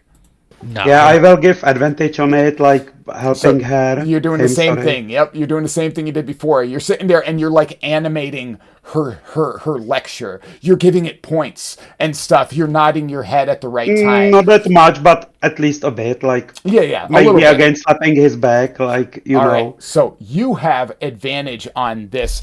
It's going to be pretty decently high, but you do have advantage on this. You can hit ADV when it comes up, and let's see how you do. Yeah, damn that I don't have any expertise with this. That's Ooh. not bad. Oh yeah, you could roll again to see if you get a critical. If you get a critical, it's a big deal. And criticals are always a big deal for me. Do you want me to prompt you again? Boop. There you go. I prompted you. Okay, Go ahead and hit the button. And then let's see if you get... No critical, but you still succeed. And he goes... He looks defeated. His ears kind of limp down. And he goes, all right. I'll just... I'm going to prop him up and say, don't listen to her. It doesn't matter. It may have been centuries since I've had it, but it's, I mean... Yeah, don't listen but to these proletizing. She goes, she's zealots. right. Business before pleasure, I say. And then he puts his head down and he walks by the tavern, and a woman tries to gesture him to come forward, and he looks up at her, and then he puts his head back down, and then he sadly goes away. And You guys are party poopers. for some reason I want to play this. Got a short motherfucker and nobody likes you.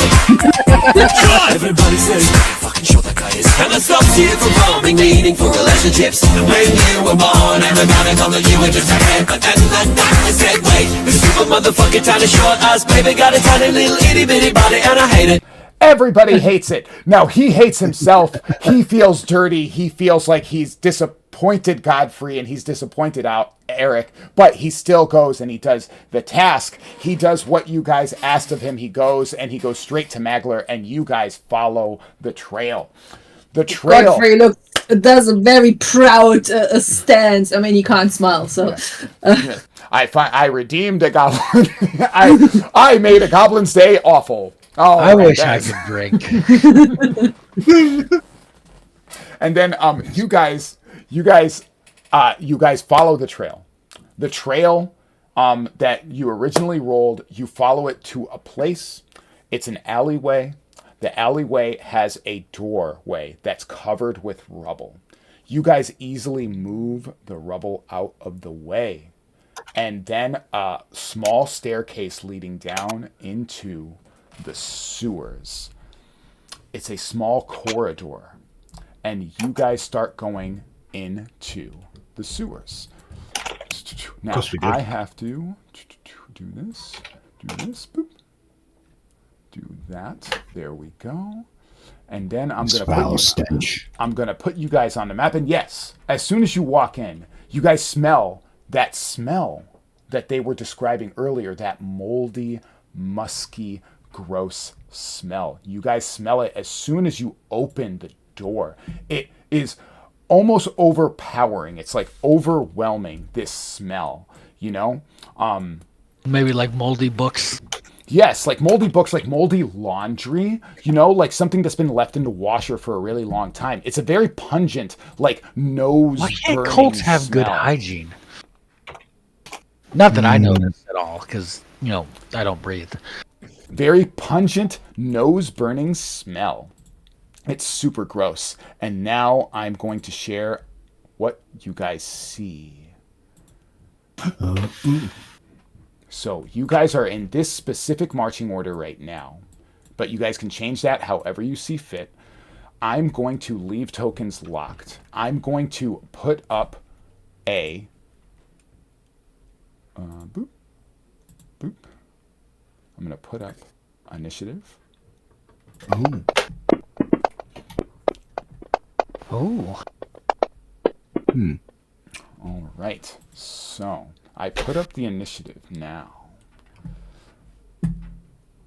Everybody on initiative. The first person to react, to be able to go first, is Calmly Blackbrand. Calmly Blackbrand, you are in a tunnel. And you can move past the other players if you wish. You can move as far as you want. Yeah, the tunnel continues to the right or to the top. To the right, like it goes this way. Okay. And you can I move would as far as you go want. through the tunnel, but I would prefer Eric to go first if he wants to. I'm totally okay with that. I do not want to be. So you want to like, stay? super You want to stay inside. behind the guy in plate mail? Yeah. Yeah, you want to Like, stay behind the guy in plate mail. obviously. Yes. So you stay behind the guy in plate mail. The next person to be able to make a decision is Victor Belmont. Well, Just saying, I am okay with letting people in front of me or something. It was just first idea. I'm Absolutely. going to scout ahead and try and move as stealthily as possible. So I will do that for move silence. So that'll be the. God dang, And then you're really good at it. Go ahead and move as far as you want and stop at your stopping point. we'll stop right there. All right. When you stop there, in front of you, you see a fetid little lake, a fetid little river. That is what you see. Eric Sternhomer. Eric. Okay. Right. Well, let's catch up to this dude. Ooh. Please move me with him. Yeah. What's happening here? All right. You see a lake, and you can move as far as you want and just stop when you want to stop looking around and stop moving. I don't know where the water is. So The water's right in front of you. Right. See right here. This is water. Oh, that's This is- water. and Right. This is not water. This is not water. So we'll just wander over here a bit and All right. yeah. So you don't have a light source. So see how it's dark over here? Oh, yeah. I can't see. I don't even have a lantern, for fuck's sake. You don't have one in your do you have the light spell? I do, I believe, which I may use, You do actually. not. You do not have the light spell. Oh, shit. I didn't choose that one. I've got a candle. All right. I can put a candle on Yeah. you. So you Yeah. light it. Do you light a candle? I do. All right. You light a candle and you hold it, but now you can't use your shield. Do you want me to carry it? I ask you. I'm just like, well, I'm just trying to see what's around here, guys. So what did you ask him calmly? Do you want me to carry it? Carry it. Yeah, yeah, carry it. yeah. Oh, you can carry the it. candle? Okay, Yeah, so yeah. he's going to carry the candle. All right, I'll put it on him. He can help you with your light source, but the candle does not give off a lot of light. It doesn't, no. And no, it is just a small candle, and the game is really good about that. When I put a candle on you, it actually gives you the amount of light that a candle would give you. So I do have a hooded lantern on me. Do you give it up? Do you give it? What do you mean, give it up? Do you let him use it, or do you turn? I'd sort of like attach it to myself. Okay, so you attach it to yourself. Here's your hooded lantern. There. Now there's even more light because he has a hooded lantern on him. In that case, I'm putting the candle down back to Okay, so you put the Eric candle because down. it's pointless. So you put the candle down. Let me take that off, and then the only person with a light source is it is Victor, and so you guys don't move far away from him because he can see. But calmly, you can see in the dark. So if you see when you go over here, you see how it's black and white. Calmly. Yeah. That means that's your dark vision working. Okay, so if you can move into the darkness and see, but they cannot. All right, now the next person is Godfrey. Godfrey, move as far as you want and tell me what you're doing. Well, first of all, I am just moving until the bend. Am I moving? Yeah, no, I'm moving. I see everybody just staying there. I think I have dark vision if he stayed true to the original. Do you have dark vision? Yeah, you're a dwarf, so I'm gonna say you do have dark vision. Technically, I'm dwarf, yeah. Yeah, I'm gonna say you do have dark vision. Just, I mean, it doesn't make sense because you don't have eyes anyway. You have dark vision. Nice blindside dark vision kind of thing. Yeah. You can see. You can see with your ghost eyes. So move as far as you want, and then tell me when you stop. Good. Well, if you stay with, I All right, use so you tremor stay with the party. I stay with a party, and I could use tremor sense. Ooh, you want to use tremor sense? That is part of my sheet. For like, the bony interpretation of it. Mm-hmm. So you I want to just- use bony tremor sense. Yes. Let's see if it vibrates All right. my joints. So you do catch some vibrations and stuff, and you think that maybe a little ways away that there's something, maybe and definitely to the left, definitely this way. You're sensing that there's movement. There's something going on that way with your tremor sense. Big movement or small movement? Very small. Either it's far away or it's very small. Well, I am trying to gesturally conversation that over. So Eric, she gestures you that there's something that way, something this way. But it was just either far away or really small, and then he just scratches his head and shrugs his shoulders. Something. There's something across the water there. Mm-hmm. Do you guys look anywhere else? Like, and I'll go back in order. We did Eric, Godfrey, Comley. We did Victor. Let's go back to the top of the initiative order. No, don't do that. Oh gosh, I hit the wrong button. Now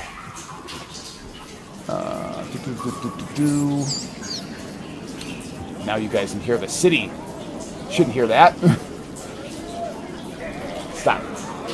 There we go. No more city sounds. You guys can just hear the sewer.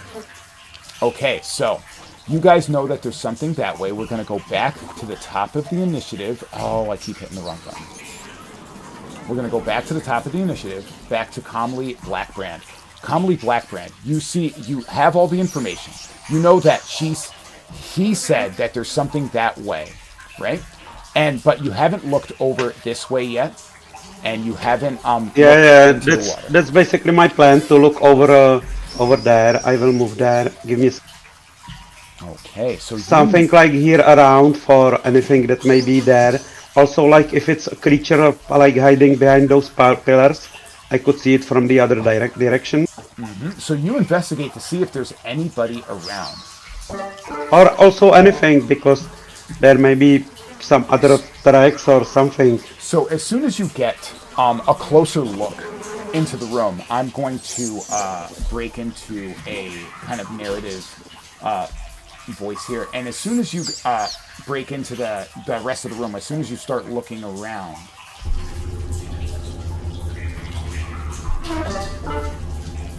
the soft lapping water echoes through this wide chamber.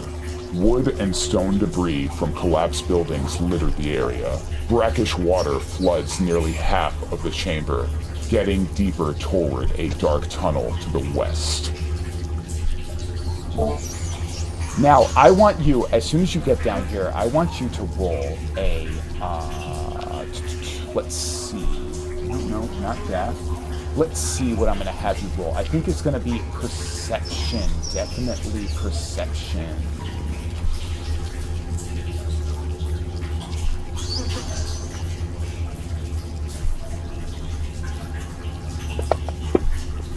Ooh, okay, so right in front of you, calmly, you see that there's a small tunnel here.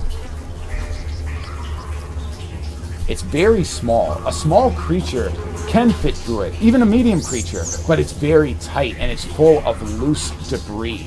And I want you to do a stone cutting survival check. So this will be a survival check with advantage because this deals with stonework. So let me go to survival. So hit ADV and then hit that button. There we go. So you look in there and you see that this could be dangerous. It could collapse if somebody goes through there. Guys, there is something here. Come here, please. We have to look at it. So he calls you guys over on his turn. Do you guys walk over there? And you guys will have a chance to do something over here on your turn, you know, but do you guys like say that you go over there? Yeah, absolutely. All right, so you guys look over there and you see what he sees, a small tunnel going through here, but it looks tight, and he explains, do you explain the rest calmly? Oh yeah, it's pretty tight, but someone small and without meat, looking at the skeleton, could easily go through. Don't be scared. I will tie you with my rope, so we can pull you back if you stick. So Godfrey, I'm playing with a rib that's hanging loosely from the blast. but hold on. Yeah, that like Godfrey knows that you're a skeleton. I mean, Comley knows that Godfrey's a skeleton. He points it out. Like, he's like somebody without meat, you know, and he's looking right at you. Do you have this moment? It's like, how did he see through my disguise? No, it's pretty obvious. Honestly, like, you're like, yeah. honestly, I'm not actively hiding that I'm a skeleton. I've lost any sense of shame towards my that's something ways to go around a long time ago. I don't even know how old I am. Well, you do have to hide yourself from your superiors and stuff.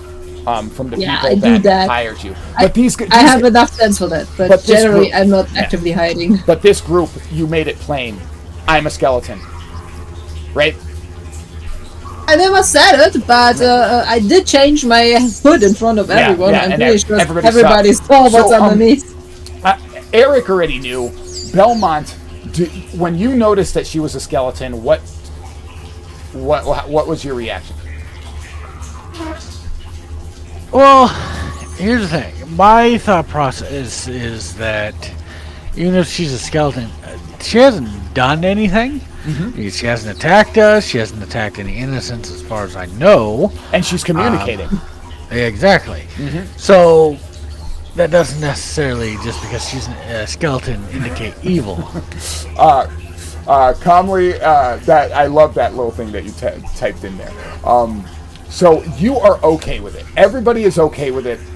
This didn't become a deal. Regler also knows that she's a skeleton. He doesn't care. So everybody knows the cat's out the bag. But I think it's plainly obvious that Godfrey does not want anybody else to know. Because people are not really... They don't like skeletons walking around. Nobody likes it. Yeah, nobody likes that. So, all right, now that that's out of the way, calmly asks if Godfrey can go through there. It does this put up movement. There is not really any size or something coming out. I mean, his vocal cords have gone years ago when he acquired the skeleton. Mm-hmm. And then he just dresses down and stuffs it all in Comley's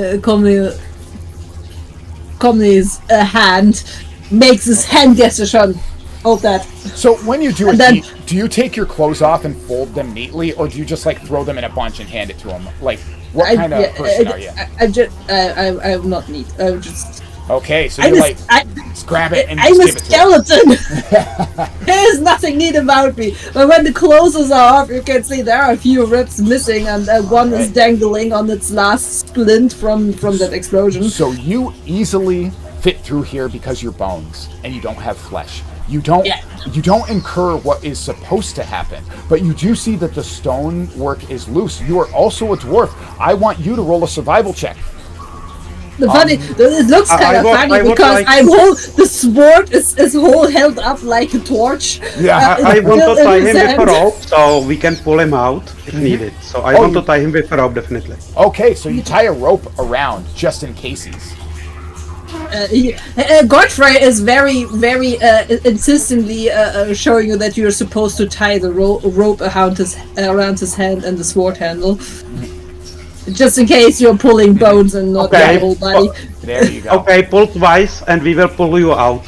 Alright, so you go through there, you're gonna roll your survival. Ooh, terrible. You don't see anything. Is it? Am I rolling for stonework? Yes, it's for stonework, but it's a survival check dealing with stonework. Oh, do you have advantage too? Yes. No, I'm not sure if I do. That's the question. It depends on what kind of stone cutting. I don't remember. Oh, it gives you double proficiency. Okay, so you would add a. Let's see. To that, you would add. Oh God, why can't I do this? 4, I think, because yes, you would he add doesn't have 4. the So proficiency. yes, you would be double proficient. It would add 4, and so you do make it. You know that if a person of substantial size tries to walk through here, it could collapse, causing damage. It won't completely collapse the cave, but they might get hurt going through here. This is a dangerous thing for one of the fleshies to do. Does that make sense? Yeah, that is Alright. unfortunate for them, but not unfortunate for me. So Nope, I'm just you- gonna you go. easily, your skinny little bony ass easily gets through there, and you go all the way to the other side now. You hear the clatter of the loose rib falling down on the way in. You get to the other side and you come to a forked tunnel. The tunnel splits 3 ways, northward towards a tight crawl space, westward toward a stone door, and southward to a foul-smelling chamber. Oh, you can't go through there, Hartha. I am going through there. What are you talking about? All right, hold on. Let me explain this. So, Hartha, you just push calmly out of the way, and you're like, I'm not afraid of this, right? All right, so you push calmly out of the way, but let me explain what, Let me explain. If he does it, I tell him bye-bye, Stony. Bye-bye, Stony. It depends on if they detect me or not. All right, so you walk. Godfrey, you get to here and you see the foul-smelling pool, and you see the stone door that's over this way. Okay, so you see the foul-smelling pool, and you look in there, right? And I throw a rock in it. oh, you throw a rock, you toss a rock in there, and then Pebble size, like trying to skip it just because. it gets the water gets disturbed, right? And then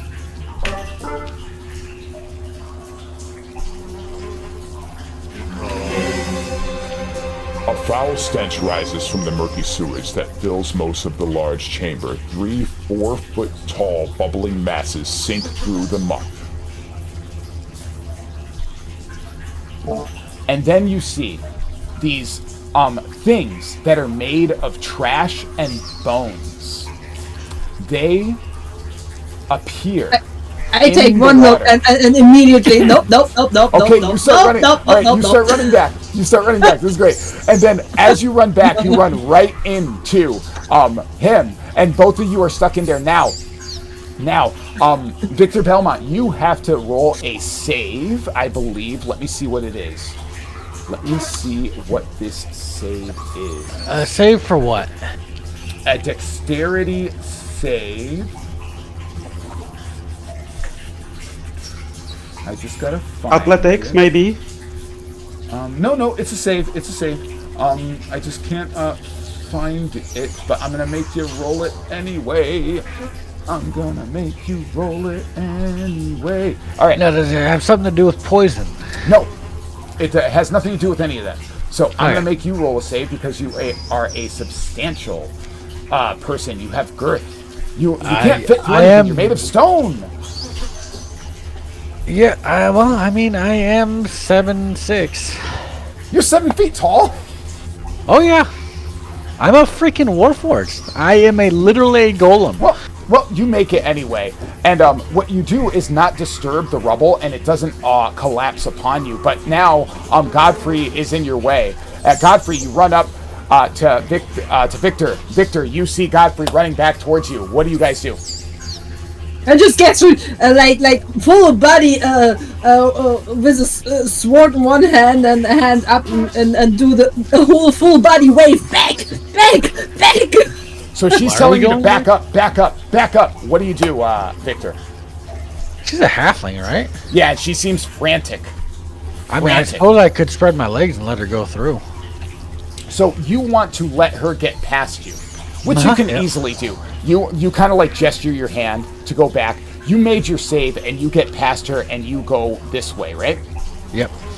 So as you do that, you see what she sees, and these things start crawling towards that area that she was just in. Oh, sludges. They're not exactly sludges. When you look at them, they're like these oozes that also have bones and trash and sewage like all mixed up into them. Have they detected me? They're going towards you, and they definitely detected her. They definitely detected Godfrey. But if you're stealthing, you can stealth right now. Yeah, that's what I'm going to attempt to do. Because I'm going to try to set up an ambush around that side passage right there. Okay. So you stealth. Ooh, let's see if you get past. I don't know what their passive... It's not their passive because they're actively looking now, and you beat them. Nice. I can't believe you beat them by 1. So you move past. Move right there. You move there, and then you allow them to go past you. Now you go in here, and you Godfrey, you get out of the tunnel, and you gesture. I assume what's going on. Yeah, I widely panic gesturing. Disgusting things, deadly. I think. Disgusting, deadly monsters. It was a big nope at the end. So what does Eric and Comley do with that information? Well, I'm getting my warhead. Well, my warhammer's already ready, to be honest. They're running toward. Well, Godfrey's running towards us. I can't see anything. Victor's got the bloody lantern. Yeah, he took the lantern with him. So, you can't see anything. He's got the lantern. You do have a candle that you can light, but then you'll have to fight. Yeah. You'll have to put your shield down. Yeah, I think I hear Godfrey coming. Comley, what do you do? I ask the skeleton, which is pretty bad idea, what's happening. And then she tells you through Eric. Eric says that there's stinky, gross monsters back there. So it takes like half a minute till we get that information. Okay. What about the stony guy? Is he okay? Stony guy, are you okay? She does not know, and you can yell. I am shouting it out. Stony guy, are you okay? And he shouts it out, and he does not answer. I assume, right, Victor? Victor? What's going on now? He shouts down I the tunnel. shout out, Stony guy, Victor, are you okay? I'm not going to say anything back. He does not say anything back, and then that would give away my position. The oozes start coming towards you guys, but they move very slowly. They move very, very slowly. And they're moving in through the tunnel. Now the tunnel is sealed with these oozes. Now the oozes can easily get through the tunnel. And you guys, with the person with dark vision, Comley and Godfrey, you guys can see them coming through the tunnel. So you can see Comley? You can see them now? Yeah, I am. All right, so you can see them. And Eric, you can't see a goddamn thing. No. Nothing at all. Shit, So, I would like to attack them with my spell. All right, so a spell goes off, and that is going to trigger initiative, but you can do the spell first. You can go ahead and attack the first one there first, and then Hartha, you hear a spell go off, and then initiative starts. Okay. So go ahead and attack one with a spell calmly. Yeah, working on it. Yep, take your time.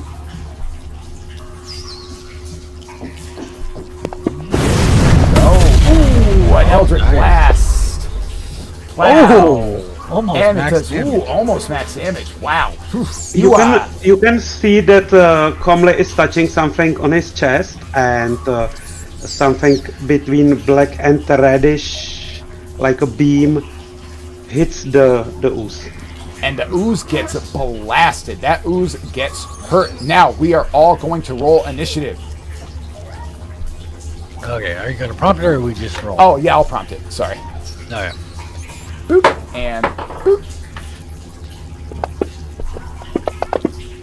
I don't know why I'm rolling for the goblin.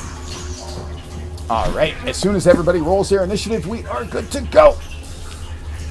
And we need Godfrey. Godfrey, roll your initiative.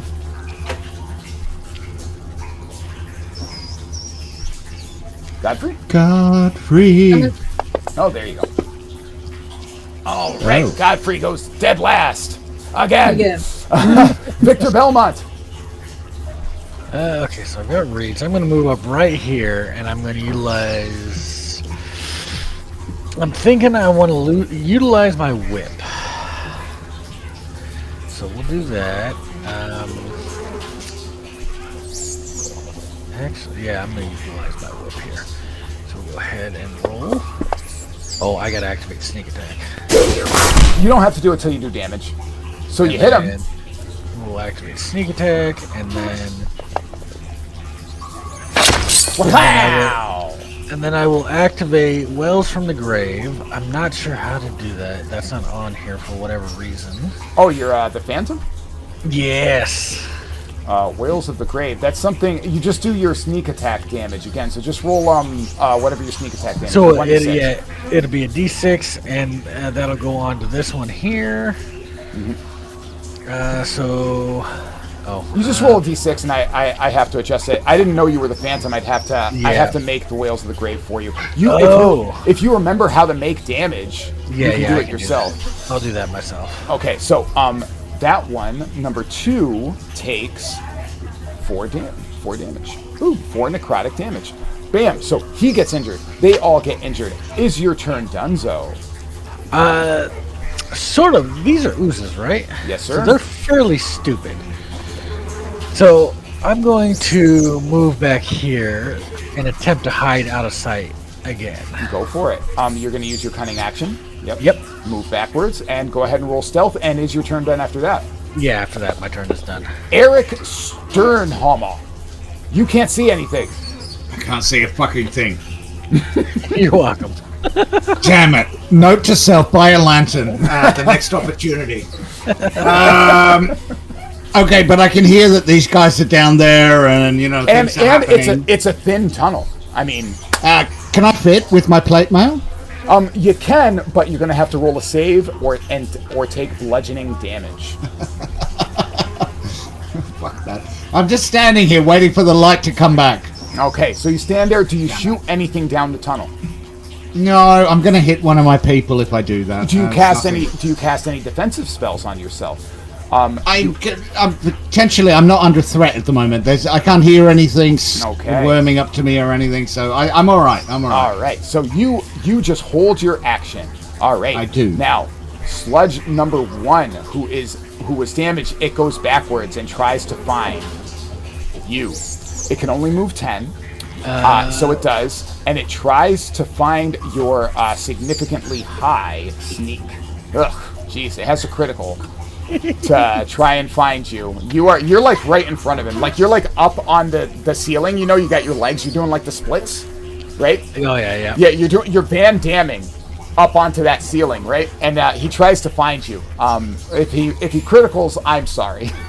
So, I mean, if he criticals, he criticals. Nope, he does not. So he does not find you at all. He wastes his turn looking for you. The next one to go is sludge number 2. It moves 10 feet up into the tunnel, and then it takes a dash. It moves another 10 feet, and it is in melee distance with Godfrey. Now, then the next one does the same thing. 1, 2, 3, and it stops right there. Now, as that happens, it is Comley's turn.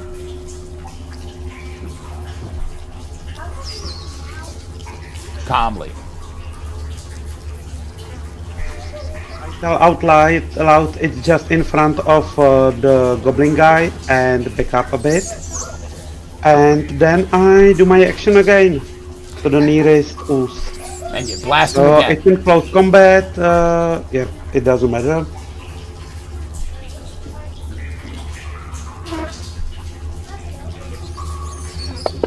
Blast. Oh, yeah. Oh, you hit him. Wow. Even with a 4, you hit that little bastard. And again with the almost max damage. You blast it apart, right? And you make the tunnel cave in a little bit, and these big rocks come down. and smash on top of it. That's what would have happened to you guys if you went through there. So that one gets blasted apart, and it becomes a puddle on the ground. And then you, the next, is your turn done? Yes. Can you hit the end turn on your battle helper box? Oh, no, because I forgot how to open it. Did you hotkey it? One of your hotkeys? Yeah, but when I logged into the game, my hotkeys went away. It went away again. Never mind. You can do it next time. And now, Godfrey Amakartha, you have one in front of you. And I gotta get your skeleton out. Jeez, I'm so bad at this game. So here's your skeleton stats. Well, you could just go to your pets and use your skeleton stats. So you get a +2 to hit. If you want to hit. Okay, a +2 to hit, so I'm just gonna do a normal d20 and we add everything. Okay, that's fine. That's a d12.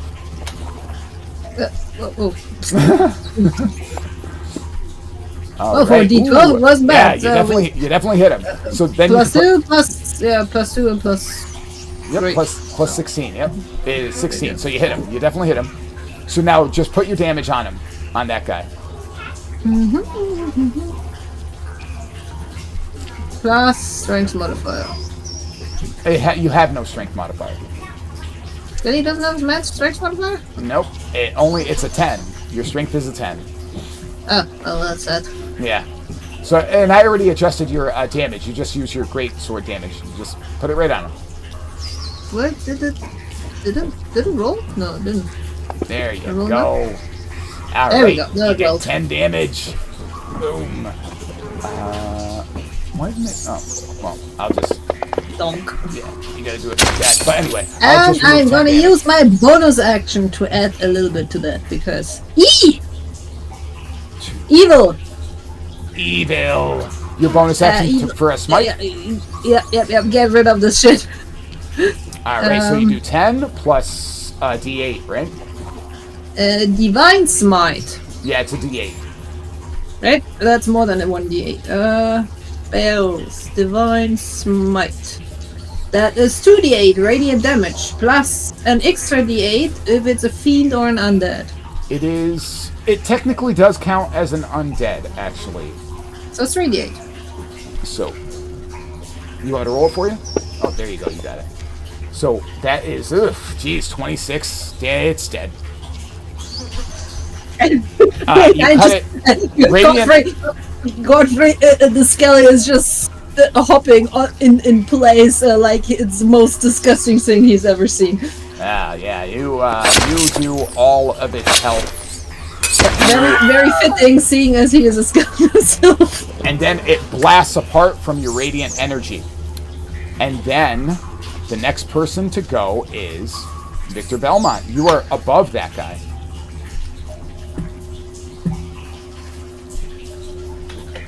Victor Belmont. Artha. I'm gonna skip your turn in 3, 2, 1. Eric Stormhammer. You still can't see. Okay, I do not see any more enemies, so I just hold action to blast any creature that would pop its nose. It's Eric's turn now. Eric Sternhammer. I am not Eric. Yeah, sorry, my bad. It's all right. Eric. Yeah. You the dwarf is next to me. Yeah, yes. The dwarf's next to me though. So I say, what's going on? What can I see? The Uzi are dead. There's no dead. He says that all the creatures are dispatched in front of you. They're done. Oh, right. Okay. Somebody come back with a lantern. All right. I skipped your turn, Victor, because you were AFK. Victor, it's your turn. Okay. So I'm going to move up to this boil since he couldn't really. I'm going to hit him with my scimitar. Where did it go? There it is. Oh no! You have advantage because I do have. Oh, that's right. You have advantage. So I'll roll one more. You're lucky. Oh no! Get the fuck fuck out of here. Where's the fumble chart? Oh my god. I think you unloaded the fumble chart. I did. That's oh my god, that's so funny. That's Martha. That is ridiculous. I love it. Okay, so yeah, I don't know what the fumble is, but I will use my bonus action for a disengage. Let's see, I move 5 feet forward, so I have another 15 feet to move. That's a 5, 10, 15. Now, we'll go. You disengaged him? Disengaged? Yeah, I All right. disengaged. So the fumble chart is loaded now, so now that'll work. I wish it worked. Oh, let me see if I can do it again. Oh yeah, go ahead. No, I can't. I can't make you roll it again. That sucks. I wanted to see what would have happened if you rolled on the fumble chart. Damn. All right, so you fumble, you completely botch assassinating that thing, and then you run away. Yes, I do. So because he can't keep up with you, do you run back to the party? Well, so I only did disengage, so I only had 20 feet of movement. Yeah, but he can't keep up with you. And the so party, yeah, I'll just go back to the party. So you go back to the party, and you have to roll a save again. DC 12. So, yeah, dex save. DC 12 dex save. Go ahead and roll it. I won't prompt you. I make it. Yeah, you make it. So you get back easily. You get back to the party, and now there's light. There is one more down there. Finally! So you can sludge, kill it! What do you guys do to get rid of that last one that's heading towards you guys? It's mindless. It doesn't have any fear. It's just coming towards you guys. You guys can easily just say we kill it. Yeah, I smash it with my hammer. Yeah. As soon as it gets to you guys, it dies because you're blasting it all the way up here. Unless all of you fumble, I want whoever's blasting it on the way. Go ahead and roll. I'm literally going to wait till it comes close and then I'm going to smash it with a hammer, but yeah. Alright, so if nobody wants to blast, he comes... Oh, he's blasting. Somebody's blasting. And he hits with a blast. Let's see if the damage kills it. Go ahead and roll damage. You might not even get a chance. And, let's see... The damage I'm just within blasting things, yeah. You just blast it. You're like, pow! And right when it gets to the mouth of the cave, it gets blown apart. You smash it with your hammer. You blast it, and it is easily dispatched. Those were that extent of the monsters there. So you guys dispatch the sludges. What do you guys do now? I take the lantern off Victor. Do you ask him for the lantern? I don't. I just grab it. You go and you try to grab the lantern. Victor, he tries to grab the lantern from you. Victor? This guy's always muted or going AFK. So I'm going to say you grab the lantern. Yeah. Yeah, it's my lantern now. Fucker. Alright. Well, that was, that does mean I put my shield on my back, but whatever. We're not fighting anymore. Okay, well, cool. Let's go for... What was down this little tunnel? Was it just sludges? Just some sludges and a foul pool where they came from. And a stone door. And a stone door? There's a door? If he says there's a stone door. Did I find a door? Yeah, you went towards that way. Godfrey knows there's a door there, and you know there's a door there.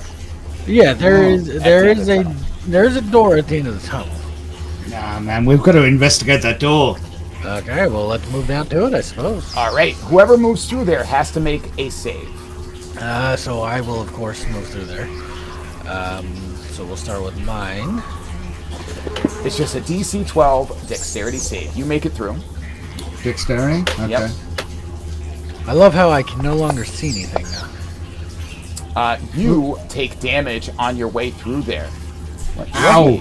Oh, I don't have the light effect on me, that's why. 4 damage. That's because while you were AFK, Eric took your lantern from you. He just grabbed it from you. He's like, give me that, I can't see anything. And you weren't here to dispute it, so I was like, yeah, you do it. Now, here's my question. How am I supposed to scout for you guys if I can't see anything? Yeah, I might give it back to you later, but seriously, if you run off with the lantern, well, Sounds like someone's unprepared. I'm gonna All buy right. one next opportunity. So 3d4. Let's see. 3d4. You take 3d4 bludgeoning damage. You take 7 bludgeoning damage. Oh, dear. Ah, man. I I don't like this tunnel. A bunch of rocks bash you in the head and in the face. And now, calmly, do you walk through that tunnel? Yes. I am rolling it. All right, so I'm going to have you roll a save, and you're rolling it on your own. You make it. You easily make it through there. You take no damage. And Godfrey doesn't have to roll. And now all of you are here. There is a stone door that way. Ah, What do you guys do? open it. Who opened it? Who's in front of it? Nobody. Nobody's near the door. The door is over this way. Right? Yeah. Oh, there. Yeah, that way. Yep. I'll open it. All right. Now, the fetid pool is there, and the monsters, the weird monsters came out of the pool. Those monsters were strange. And that's all I'm going to say on the matter. So you walk up to the door, and you open it. So let's go back to a turn order. I'm going to have everybody roll initiative to see who can do whatever they want and when. Oh, well, there we go. There's a 17. Oh, right. Well, not Or me. 22, I mean. Last this time. Oh, I keep on hitting the city sounds. There we go. All right, so let's see. On the turn order, oh, Victor goes first. Uh-huh. Well, I'm going to move forward to this door, and I'm going to check to see if it's locked. It is not. Now, I'm going to try and check for traps. Would be an investigation? Let's see, it would be an investigation. It would be, yes. Yes, it would.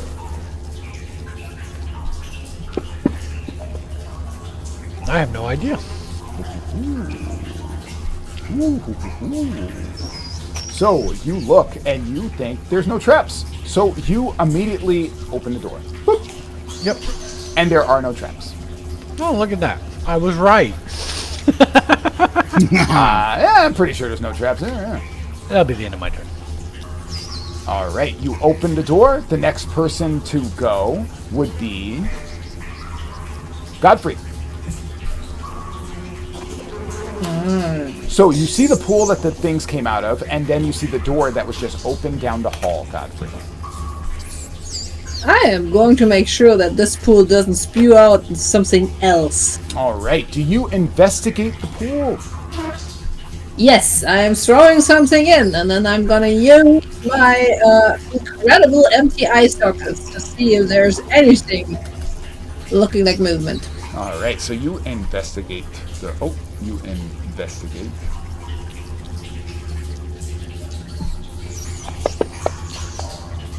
Yep, there is absolutely nothing in there. Ah, there's nothing going on in here. Ah, that's it. Yes, this is fine. Everything's fine here. Perfectly safe, perfectly safe. And then you move towards the door. Yeah, I'm moving towards the door and just look between the legs to see if there's anything to see. Calmly. What do you do calmly? I will walk towards the door, of course. Look at it. Maybe if I see the sarcophagus and everything is calm, otherwise I would just go in. Look at Okay, everything is calm. So you guys, all of you walk into this room.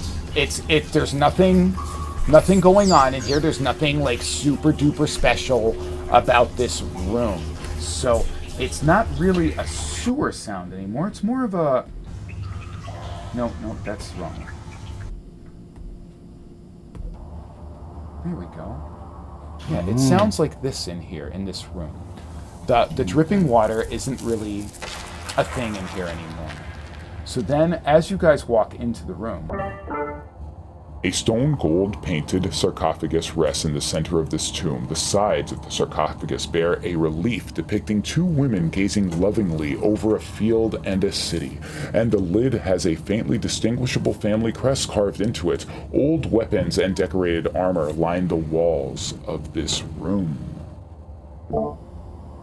now, all of you are in here. We're going to go with the same initiative order that we went through before. The next person to go is Eric Sternhammer. Okay, well, I'm gonna give the lantern back to Victor, or I put it on top of this sarcophagus as I want to investigate that further.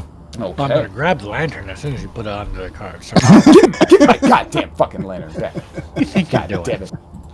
Take my goddamn lantern. Yeah, well, stick close by. So what is the sarcophagus? Has it been opened? All that kind of stuff. It has not been opened. Great. It's All right. a tomb. We're in a tomb.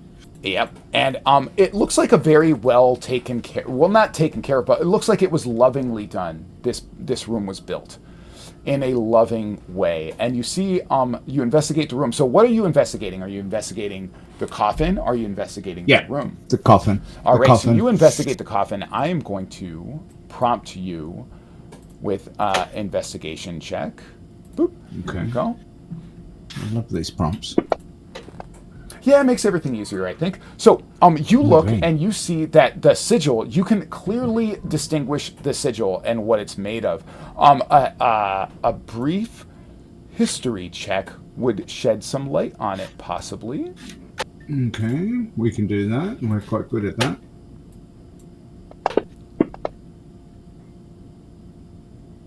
Indeed. All right. You recognize it as a famous family, the Hallwinter family, a lineage that produced renowned knights throughout the Sword Coast. The Hallwinter family, hey? Yes, I've heard of them. Of them, they're famous. Well, so you don't you want say to desecrate their grave or anything like that. You're saying this out loud. Yes. So this was a good family. You investigate the coffin. You see that it's a good family of good people doing good things across the Sword Coast. Now, the next person to take an action is the person at the top, which is Victor Belmont. Victor Belmont, what do you do in this room? Do you share this information about sarcophagus? He said it out Absolutely. Loud. Yep. Well, I'm gonna check the sarcophagus for traps, and I'm gonna try to open it. Okay, so you check the sarcophagus for traps, and you try to open it. Eric, you see him trying to open the sarcophagus. Do you ask why? Do you... Absolutely, yes. What are you doing? No. Well, what are we doing here? So here's the thing, okay? If there are undead down here, the best way to get rid of undead is to assault their bodies and burn them. Yeah, but look, this clearly has not been open for some time. This sarcophagus, you can see that this is a tomb. Are you? But there could also be useful. I agree. We should let it be. So everyone. The dwarf agrees with me. What does Godfrey? I agree to let it be. Yeah, to leave it alone. Yeah. Yeah, the dwarf agrees. Come on. So, what does our resident skeleton? Nod your head yes or no if you agree that there could be something useful in this sarcophagus. Godfrey Amkartha. Yes. Do you think that they should open the sarcophagus or not? I think they should not, because disturbing the rest of the dead is very much not within the degree of paladin-ness. 3 against 1. Victor Belmont, what do you say, Victor Belmont? I'm going to try to convince them that we should. All right. He tries to say a compelling argument that you should open it because... Well, because not only could there be something useful inside to help us with this investigation, but on top of that, if we open it, then that means if we end up having to come back to destroy the body due to some sort of a spirit or, evil spirit, something like that, it's easily accessible. Yeah, good point. Is the whole Winter family actually? Do they have a history of I don't know, having magical items or? They have. They do. They do have a history of magical items. They do. Yeah. Right. Well, yeah, you make a compelling argument there, and it's quite useful. Potentially, something might be of use in there.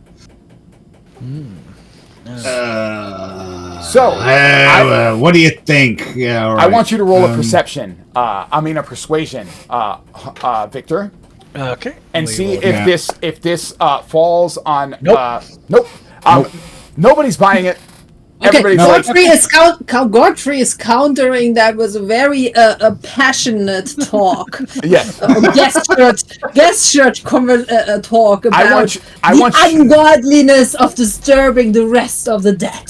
I got something for this. Hold on. Godfrey, I'm going to have you roll this, and I'm just going to have you roll that. It doesn't matter if you succeed. I just want to see how high of a number you get. Oh, you get such a high number. She brings up religion and how this is an affront to religion, how this is an affront to this person's soul, and she makes such a compelling argument, Victor, that you're like, oh, fucking fine. Okay. I'm going to say I told you so. If it turns out. Yeah, if it turns out it's a master vampire in there or something, you know? If there's a master vampire in here, I'm going to give you such an I told you so when he's feasting upon our flesh. He won't be able to find me, but you guys are food. All right, so that was Victor's turn. Now, Godfrey, what do you do in this room, Godfrey? I will give a blessing to clean off the taint of the greed of my teammate. I don't like how you said taint. Sarcophagus. I'm going to have you do that again, then. Yeah, no, my blessings aren't that good. You give a pretty good, compelling eulogy. You know, it's okay. You know, it's not bad. People see, like, they were a little bored when you were doing it, but that's okay.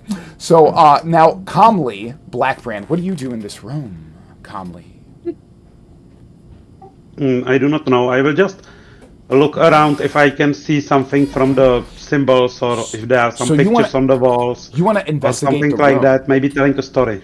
You want to investigate the room. Like, you want to look around the room and look for clues, look for anything. Do you have, like, a specific goal? Or are you just, like, generally looking around? I would say if the pictures or the stone work on the walls show some story or something like that. Okay, yeah. I would like to know the background story of it. I'm gonna give you double proficiency on that if you remember how to do it. And I'm gonna make the DC a little higher because it's kind of a specific thing. So let me do this, and you get double proficiency on that. If you don't remember how to do it, we could just add the +4 after you roll it. There you go. It will be this +2, so the number is 16. All right. Well, wouldn't you get double proficiency? Yeah, but I could click +2, but I do not know how to do double proficiency. That's okay. So it would be a +4. So you would get this +4, right? No, this +2. Why would it be +2 if it's double your proficiency? Because I already added +2. Oh, okay. Oh, okay. You already. Oh, because you get a -1. I see. So yes, it would be just a +2. My bad. But yes, a 14 still is not. You don't glean anything that's like what you wanted. You don't get what you want out of looking around in this room. It just seems like generic stonework. It doesn't. It doesn't give you any clues onto what you wanted to figure out. By the way, it should be 16 as we agreed, I think. 16. This +2. Oh, 16. Oh, shit. That means you fucking made it. God damn it, Jose. I'm terrible at math. I'm just a jackass. All right, never mind. You figure out some things.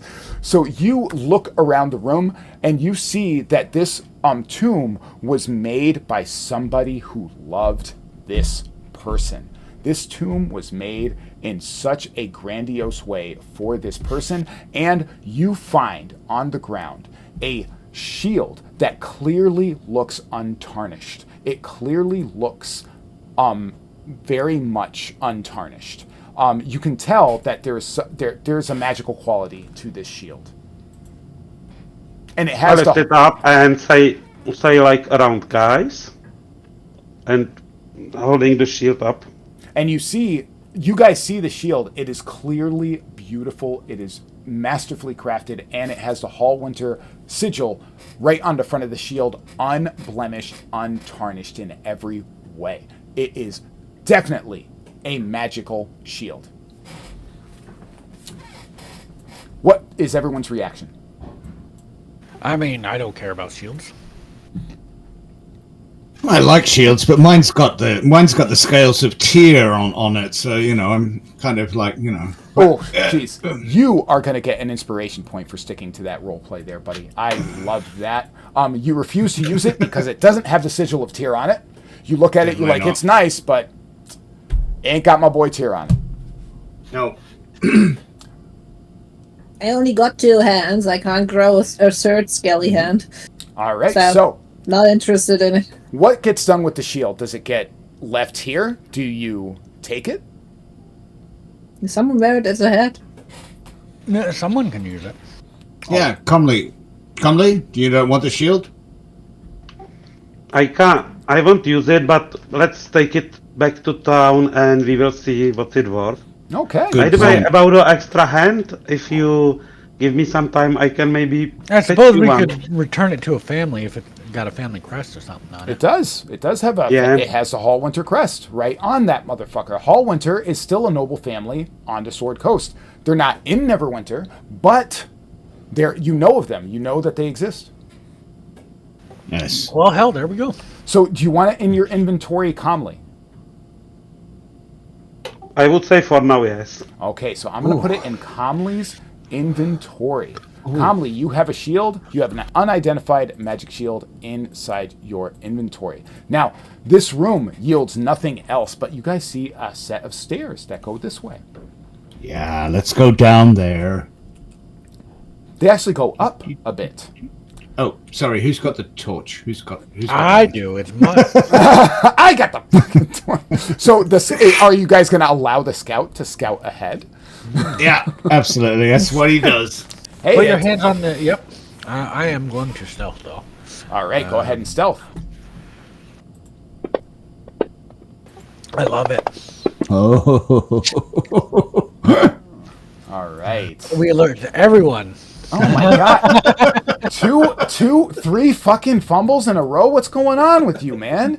I've been drinking, so it translates. Oh my god, did you piss off a witch or something? What the hell is going on? So you go through there and a bunch of stone slides under your feet and you see him. He's stealthing. He's going. He's moving completely silently. As soon as he gets to the top of the stairs, he makes a sound. Just all this rubble just falls, and Victor, you're like, oh, for fuck's sake. I go with my usual. Oopsie.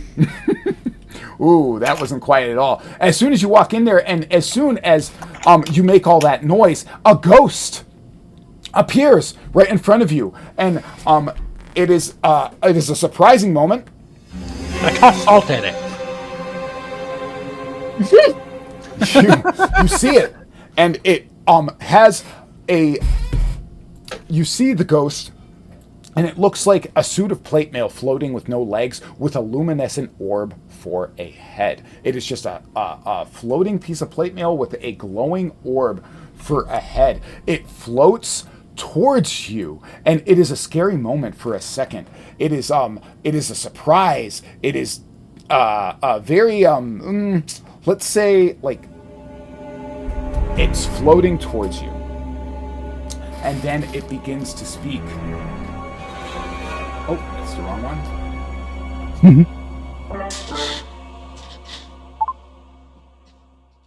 I have. Does it speak in common?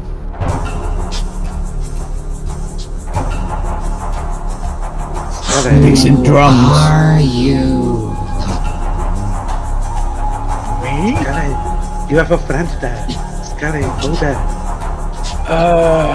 I The rest of you hear and see what's happening because you're right behind him. Okay. Cool.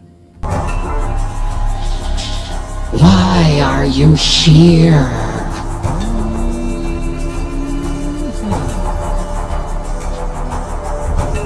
I don't know if I want to talk to you. Please talk to me. I've been down here so long. Well, we are here to get rid of the cult of Asmodeus. Cult? I saw people in red robes. They're the ones. Yes, Could possibly be them. Do you know who I am? Nope. No idea. do we? Who are you? I don't know. I don't know who I am. Yeah, you are owner of this shield. I show her the shield. The latter. I remember that sign. I offer the shield for her to touch it.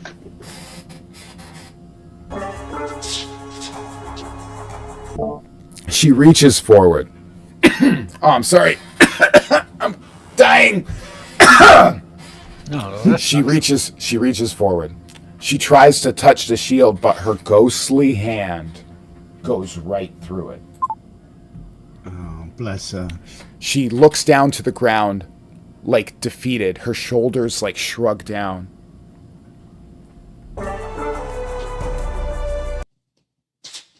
I don't remember. I don't know who I am. You are a very glorious person in life. You did a lot of good. So, you guys see her. She's floating, and it's clearly a woman when you hear her voice. You guys are in the room, and she doesn't seem to be attacking you. Yeah, I'm telling her she was a good person and she did a lot of good with the shield. She Maybe keeps it's on. a lie, but I do not care. She doesn't know who she is, but she did mention the people in robes. So I'm going to go back to the turn order. The next person that was supposed to go after Victor would be Godfrey. Godfrey, you with this information, how do you react? I am slowly holding out my sword before I run my weight. No, that's not the right hand. I'm using the other hand because people might get threatened by being held out and being presented a sword. Before I try to gesture her to touch the sword. To touch the sword. You try to get her to touch the sword. Now, she again tries, but her incorporeal form goes right through the sword. And she does not have she herself does not have the ability to touch anything, as you can see. And she cannot actually touch your sword. No, I'm just scratching my head like, damn. Yeah. That was like that was my only shot. That was my only option. You're basically saying, you're like, well, you shrug your shoulders, you're like, nah. That's all I can do. That while gesturing, you want redemption? All right, but she did mention that she saw people in red robes. The next person to go is Calmly. Calmly, with this information, what do you do? Well, you mentioned some people in black red robes. Where did they go and what did they do?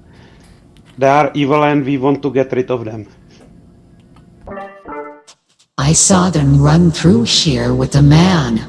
The man was bleeding but following them. They ran over to the west tunnel. Thank you. And I bow at her a bit. Okay, you bow your head to her a bit? Yeah, I bow at her a bit, for thanking. kind of like a reverence, kind of like you're thanking her, right? Yeah. I want you to perform that. I want you to roll a performance. At your leisure, you can just roll it whenever you want. It's not that important. Eric Sternhammer, what do you do with this information? The spirit without memory. I reach forward to the spirit and say, "Let Tia's hands steady your thoughts. Reach into the void and see what remains." And I cast guidance. Ooh, you cast guidance on her? Yeah. All right, so you cast guidance on her, and then she looks at the shield, and then she says, I remember. I used to hold that. That was mine. but that is the extent. She still does not remember who she was, but she remembers that she used to hold that shield.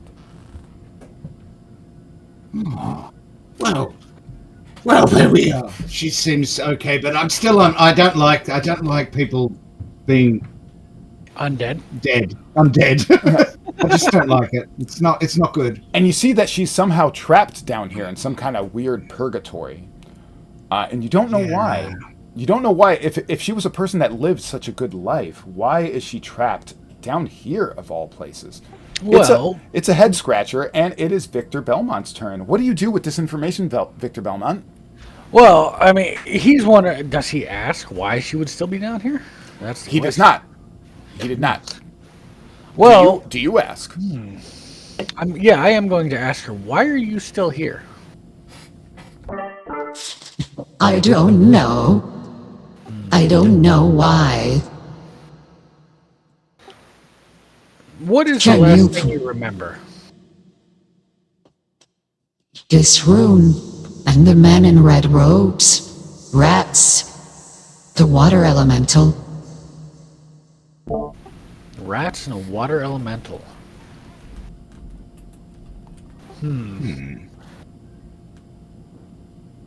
Well, we can. There's two ways I could attempt to put you to rest. We can either find why you're still here and solve it, or I can salt your bones and burn them. You found my bones? I assume they are your bones, where we found the shield. Oh yeah, they would be, wouldn't they? That's what I would assume. You just want to I open that don't cup up. want my body to be burned. Please don't burn my body. Well, then I guess we'll just have to find out why you're here, or why you're still here. She continues to float around the room freely, not being tangible in any way. She's in no danger. But she did mention men in robes. She mentioned a water elemental, and she mentioned that the men in robes went down this tunnel. There's stairs here. There's stairs over here that lead this way, and there's a tunnel this way that she said the men in robes went down this tunnel. I speak at her. You are Lady Hall Winter. Does it ring a bell for you? Does the Hall Winter family name help you? The name is familiar. I think that was my name. But I don't know why. So she's What still. happened with your husband? He loved you very much. I don't remember a husband. I don't even recognize the term. So, you guys are in this room. Let's go back to turn order Godfrey. What do you do with this information?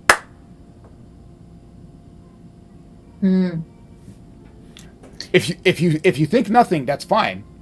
she she doesn't know anything about her past, but she remembers holding that shield and all that stuff. Yes, Yep, that's she how, doesn't. what I She got doesn't from. remember anything, but every time you guys reveal something, she remembers a little bit.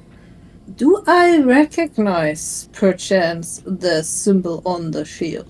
Yes. Let me see if you do. Let me prompt you. And it is getting late, guys. If you guys want to stop, you guys just let me know. If you guys have shit to do, just let me know. I'm fine with whatever. Oh, that's the wrong person. Oh, sorry, calmly. See. But I will want to roll it in my turn also, so... Yeah, you can. Go ahead. You can roll it if you want. Go for it. Your turn will be coming up soon, and you can roll it now if you want. So you roll 14. So you also recognize the Hallwinter family, and they've been around for generations. I don't know how old your character is, but when you were alive, you knew Godfrey doesn't know how old he is, so there's that. When you were alive, you knew of Hallwinters, and you knew that they were a problem for you because of what you used to be. These guys would get in your way. You know what I'm saying? These were good people. You mean get him away as a paladin, or get him away of the business of my family? Get in the way of you as when you were a bad guy. A paladin of whore. Yes. When you were doing that, when you were doing bad shit like that, these guys would be around to try and stop you from doing bad shit. So you know that her family was good people. They produced good people, and they were knights. They were nobles. They had clout and shit like that. That's what you recognize. Is there anything you do with this information? I go, well, I do remember encountering your family occasionally. Gestured, of course. She probably doesn't understand a word unless someone translate for me, since she can't touch me. And please remember, you guys can move about. You guys don't have to stay in one spot. So after that, I'm moving up to her and look up, do the body motion of looking up at her, holding out as a gesture, goodwill, still holding out my hand, okay, and just say they were strong in their morals. Mm-hmm. And they are amongst the reasons why I broke free. So when you say this, when you say these words to her, she goes down and she goes, "So you remember my family?" You know, I'm just gonna stop doing the voice for a second, but she says, "So you remember," and you have this kind of conversation with her. You sit there and you start talking and stuff, and I'm going to prompt you to roll to see if she likes you. Like that, and then the next person that gets to pick what they do is Calmly.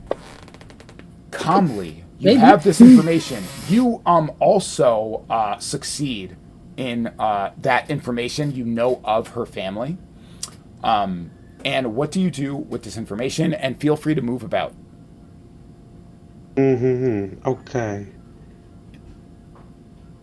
So I'm describing in detail how heroic the members of her family that I remember have behaved on the battlefield, as in direct opposition of horse. Okay, so hold that thought. Breeds. Hold that thought for a minute.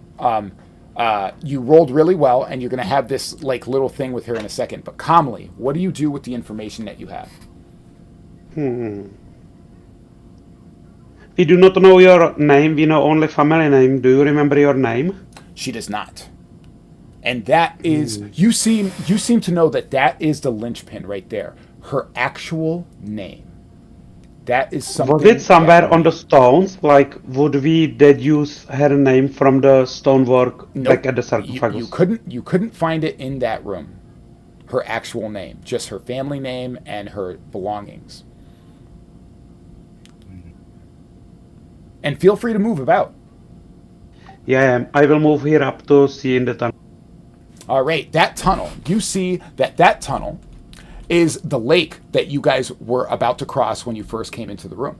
Okay.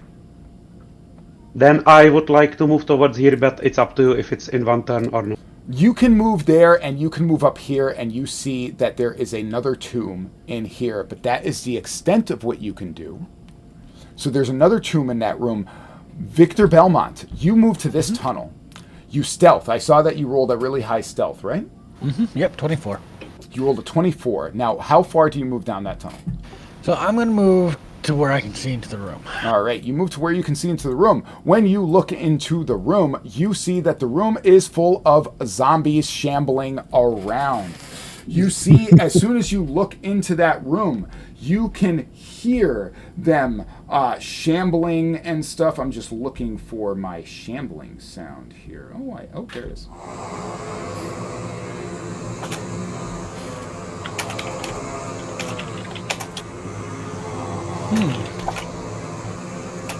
They are shambling around in that room. They don't see you because your stealth is so high. What do you do with this information? I'm going to have to... I'm going to have to roll another stealth because I'm moving back. Okay. So let me... Let's move see this another out of the fumble. way. Let's see that More fumble. likely, here's a one. Let's see the fumble. Let's see the... All right, you get back. You easily get back. You easily going to- get back without making a noise. Notify these people that we have a room full of zombies back there. Now, that immediately perks up Godfrey's ears. But before that happens, it is Godfrey's turn. But before that happens, Godfrey, you develop a personal relationship with this ghost. You see that you can tell by talking to her that she also herself was a paladin. And now you have this like companionship with her now, and she trusts you, and she like starts floating around you, and she tells you that she trusts you and that she likes you, and now she's following you around. What do you do with this information, Godfrey? You know that there's zombies down in that room over there. You know that Comley moved into a room north, and that is what you know. What do you do, Godfrey? Well, I ask her if she wants to go on one last paladin adventure. How do you think she's a paladin? Because she had a conversation with her. Oh, well. A very deep conversation. You're actually asking. I am actually asking. Yeah, you're actually asking in game. You can respond, Godfrey, and Eric will relate it. I make this gesture like, how do you not know? And she's like, it's obvious. I'm going to somehow convey over an expressionless face that I have no idea what she's trying to tell me. You kind of just put your hands on your hips, and you cock your head, and you just start shaking your head. You know, you're like, I don't fucking know what you're talking about. Yeah, Godfrey is countering with his own expressionless face since he doesn't have any facial muscles to do any expression. So it's a robot charade off. All right. So you guys are sitting there just fucking around with your gestures. But Godfrey, is there anything that you want to do with this information that you have? You ask her if she wants to join you. She says, I will join you. And you see that she starts glowing a bit, and her face almost comes back. It flickers. It flickers just a little bit. You see the second of a face come back, and almost a sword almost appears in her hand, and that shield almost appears in her arms, and then it goes away. But she says, yes, I will follow you. Oh, wait, let me do her voice. Yes, I will follow you. Now, how did you ask her? They kind of, like, when she went down, they kind of had this an ability to communicate after that. With her persuasion check, they kind of like mingled, and it's almost like two ghosts talking to each other. It's almost happening mentally. It's almost happening like spiritually. It's two spirits communing. That's meta. You don't know how. I guess you asked in game. Of course, I got no answer. It's a mystery. Yeah, you have no idea. So Godfrey, you get her to follow you, and that brings up another question. How would I know to ask her how she knows it's a paladin if I can't understand how she asked her if she's a paladin? Eric was translating for you. Oh, okay. Yeah, we'll just. Eric is just a total translator, and I doesn't do anything else. We'll just keep using him calmly, and actually, I skipped Eric's turn. Eric, Eric, what are you going to do in there, Eric? Did Victor tell me about the zombies? Yes. He did. Mm-hmm. Right. Well, I'm straight down there with my holy symbol out, going, well, we're gonna deal with these zombies. All right. So you start heading that way to do that, but you notice that the party's not together. Do you use your turn just to tell everybody, let's go deal with those zombies? Yeah, and I'm like, where's the dwarf? Where's the dwarf?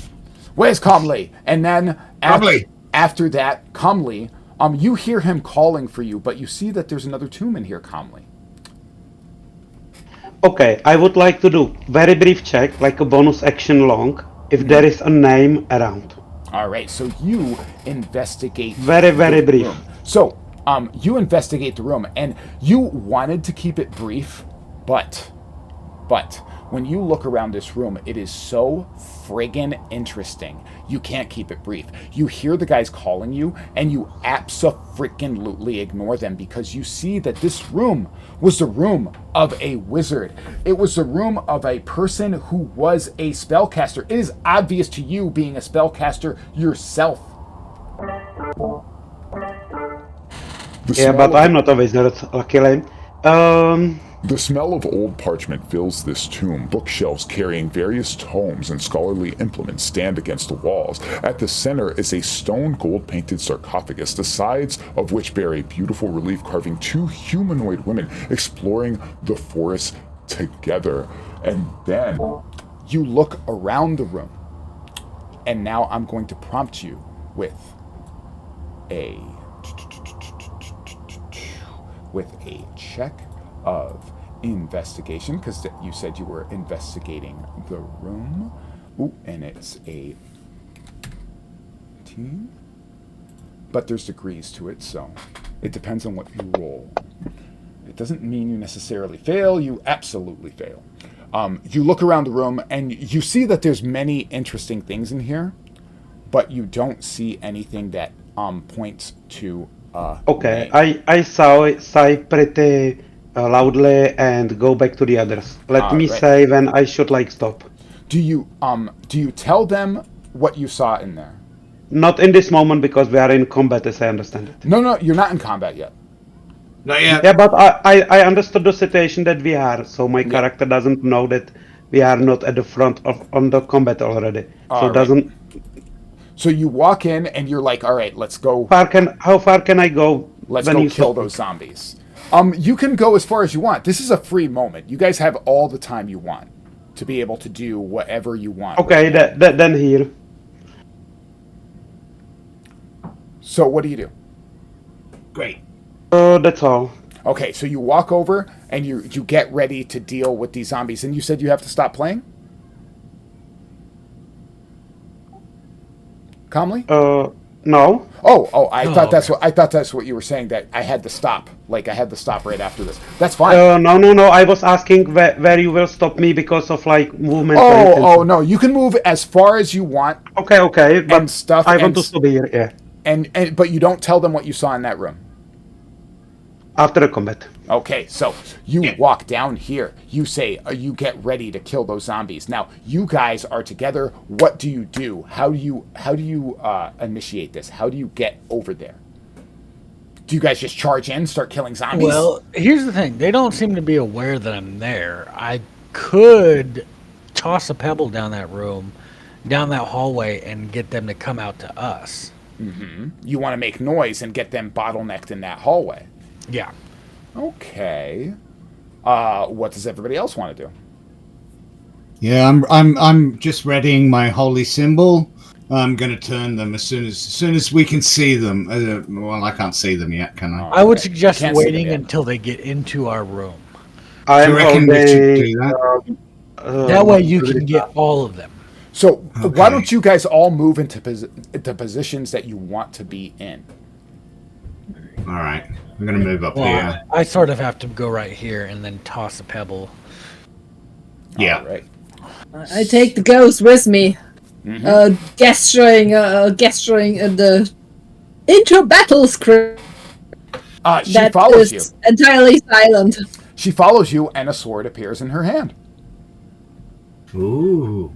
So, everybody's where they want to be. I'm going to lock tokens now. So now I have to approve your movement. So you're going to make the noise, right, Hartha? I want you to roll a performance check. Okay, skills. Do. Oh, you pull all of them. You pull all of the zombies. They all start coming down the hall. They all start moving and shambling down the hall. Do you move away? Yeah, I want to move to right there. All right, you move over to here. And then, we will go ahead. All right. So, are we waiting until they get into the room? Because, Godfrey, you're blocking the path for them to get in.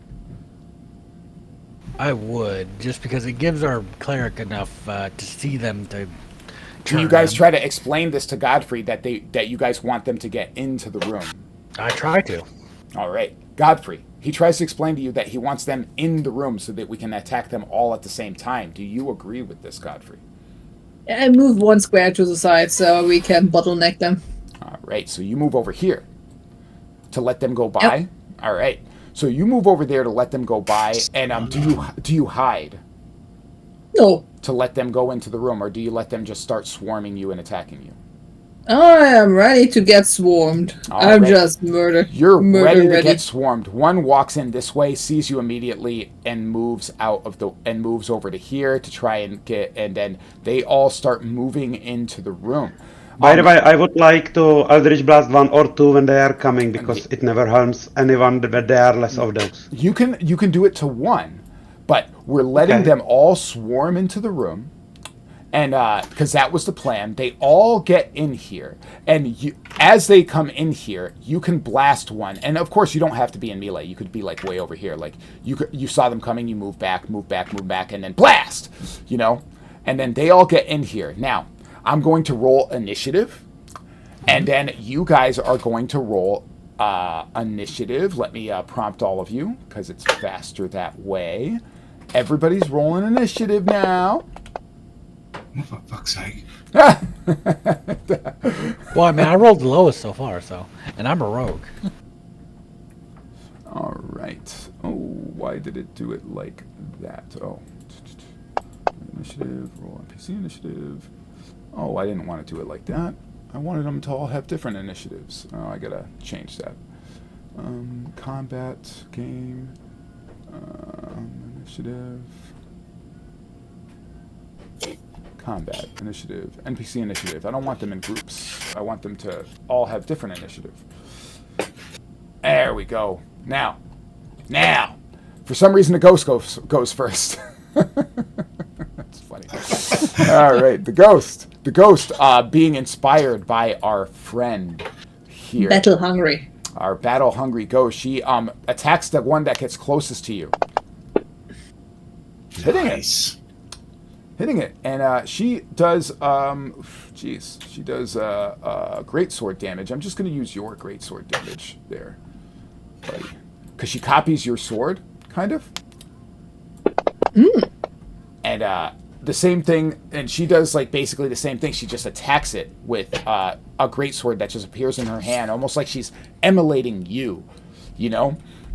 She's copying you, and then her turn is done. So now we move on to zombie number 5. Zombie number 5 shambles, and it starts shambling towards Calmly, but Calmly gets to blast it first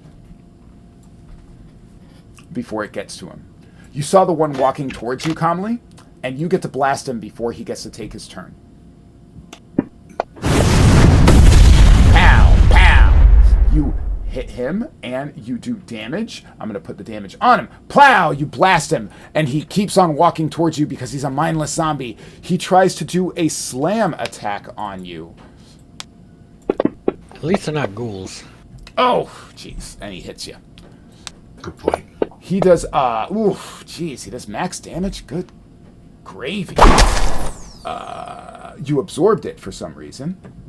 Yeah, because I killed the Ooze back then, which means 7 temporary HP for me. Oh, yeah, that's awesome.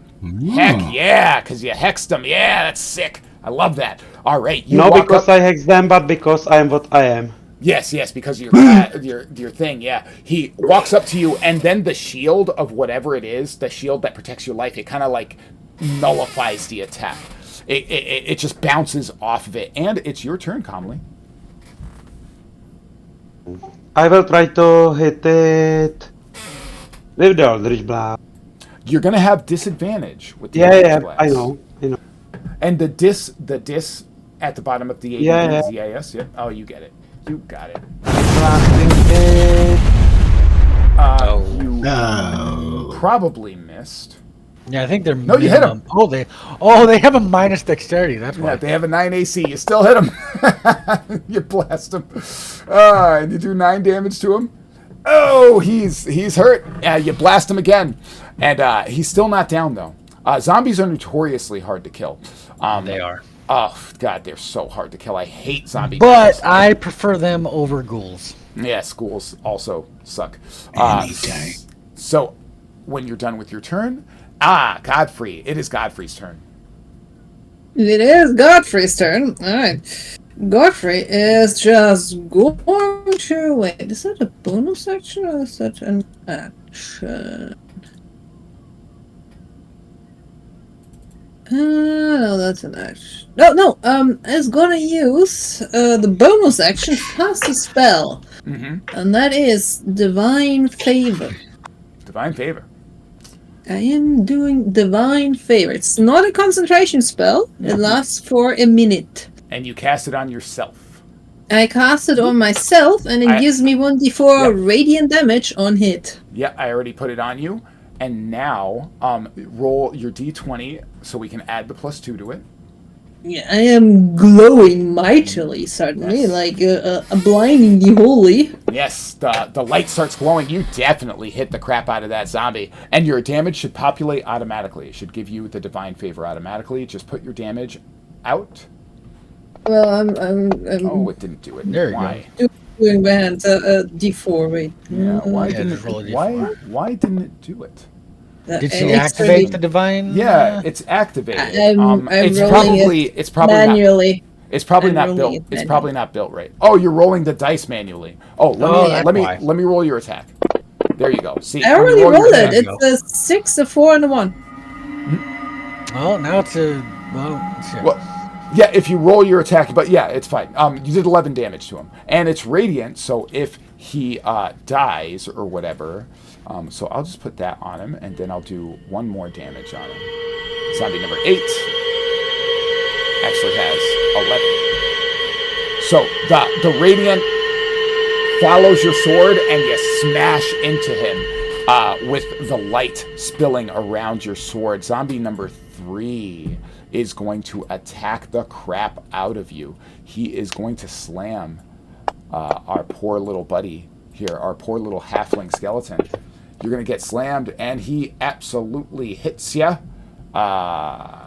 somehow. You have a 9? How's it? Wait. That's a sword. No, I have, you have a minus 8. the You have minus 8. armor. The thingy issued a chain. Oh, you thingy. you have chain shirt? Or I have a chain shirt. Oh, That okay, the so skeleton has a chain Go, shirt. He's a guard. go into your inventory and click the little button. Yeah, I'll do it next- for you. Yeah, Yeah. it's Click not it a equipped. couple times It's not to equipped, equip. that's why. There it is. It's equipped now. Yep. Yeah. Yep, her AC is a 13. No, it's a 12. So it did not hit you. All right, let's party. Eric Sternhammer.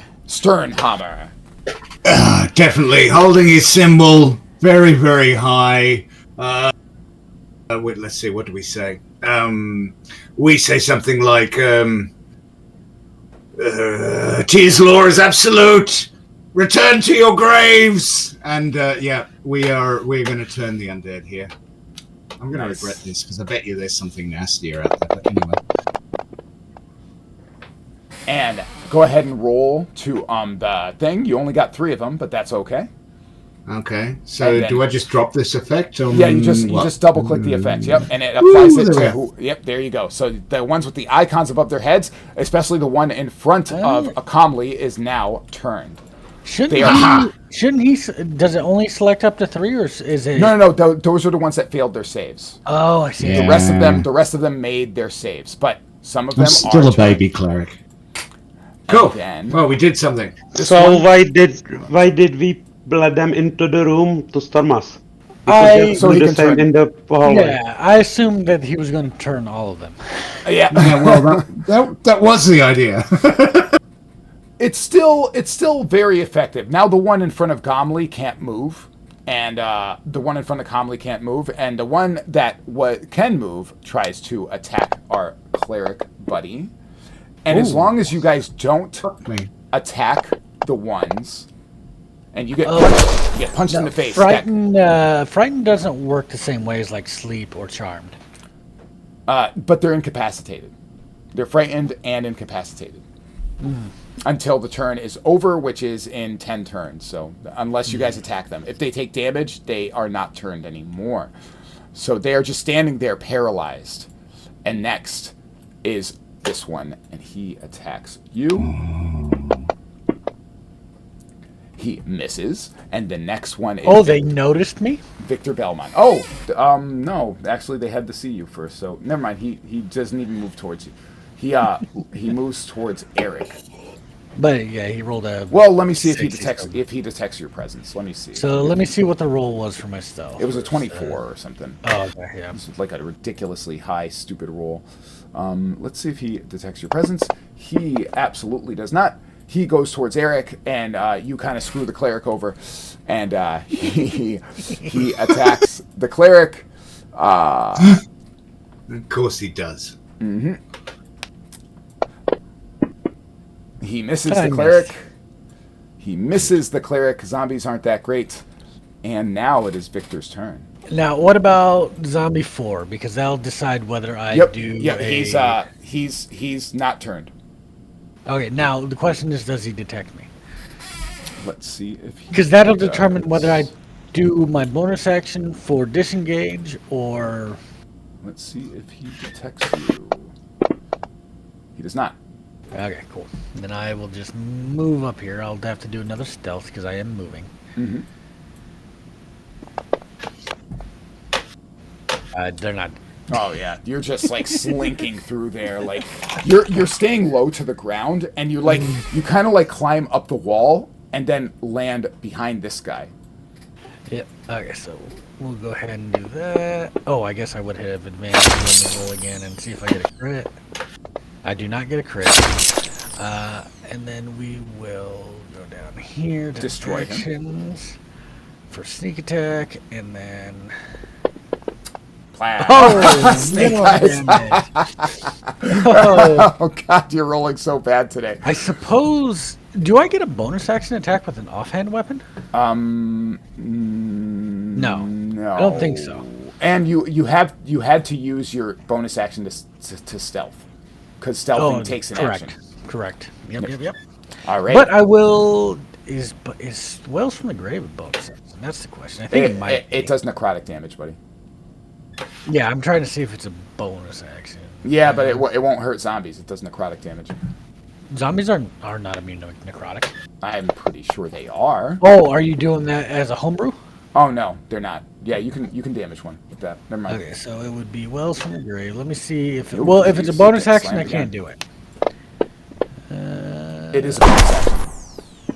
It is a bonus action. Immediately after you do your sneak attack, you can damage to a creature on your turn. You can target a second creature that you can see within 30.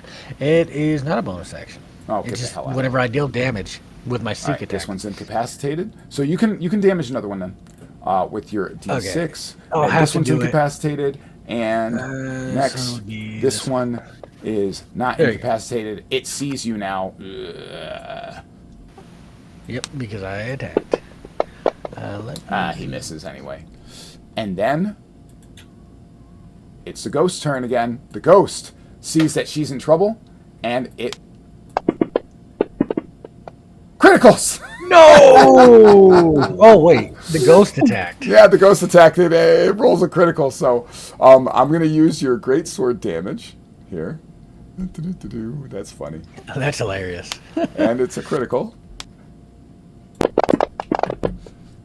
That's a lot of damage. Plow! And it just kills it.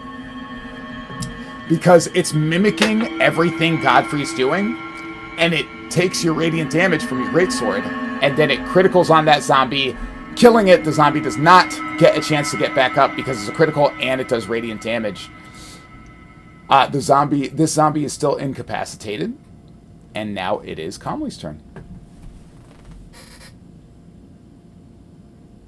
You got it, Comley. You can kill that one in front of you. I will hex the one behind, in front of me, and Eldritch Blast it. And you can move away from him because he's incapacitated. He's incapacitated, yeah. So you won't get disadvantage. I don't care. I will just kill it. Okay. But if you move away from him, you won't. Oh, well, you don't get disadvantage anyway because he's incapacitated. I think you still hit him. Yeah, you still hit him. They have an AC of 8. They have a -2 to their dexterity. So you still hit him. Go ahead and do damage. Very nice. And he is dead so. But because it was not radiant or a critical hit, he gets a save of 9. He has to I will add the 1d6. Let me see. Oh no, he gets a save because he's a zombie. Number 5.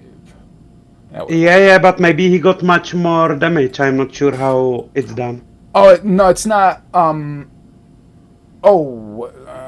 Why would he get more damage? Because he's hexed. 1d6 more. He's hexed. Oh yeah, 1d6 more. So if you roll another d6, that was a 3. I mean, you could roll it yourself if you had a d6. But let me see. Maybe he's immune to it because hex is something like. No, he's not. He's only immune to poison. That's all he's immune to. So he's not immune to the hex. Hex damage.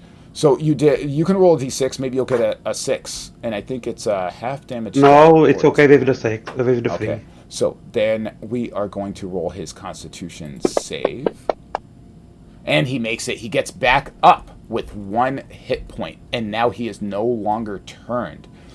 So he gets back up with 1, and he's not unconscious. He's not prone.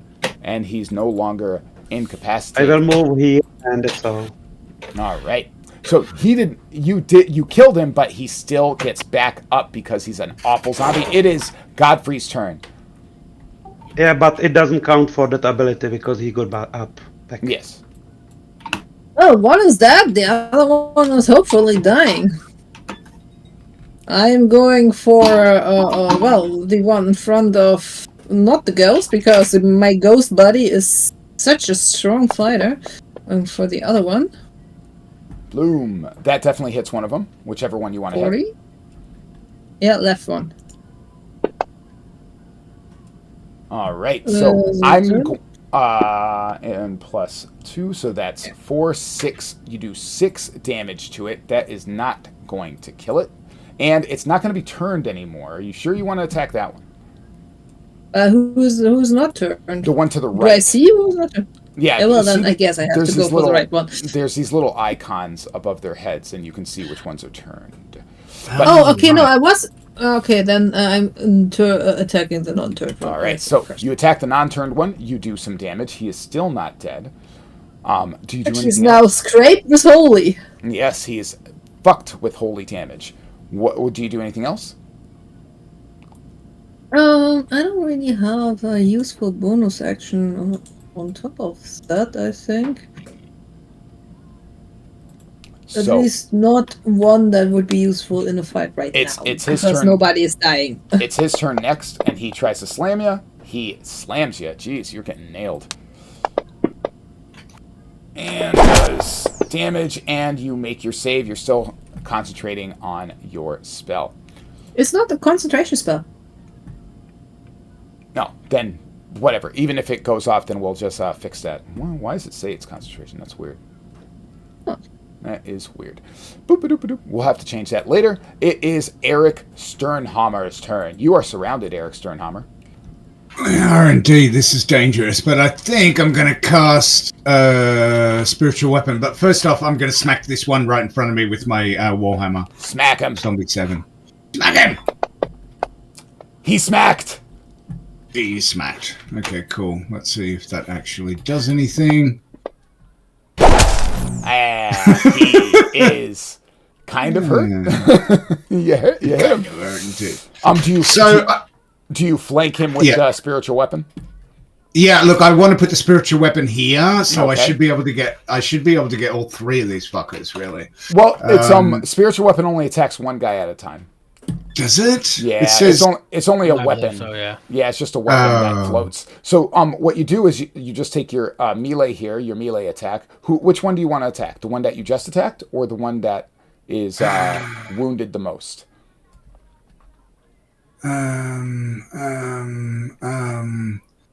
All right, yeah, zombie one. All right. I suppose. I'll do it for you real quick. So here's your attack roll. Ooh.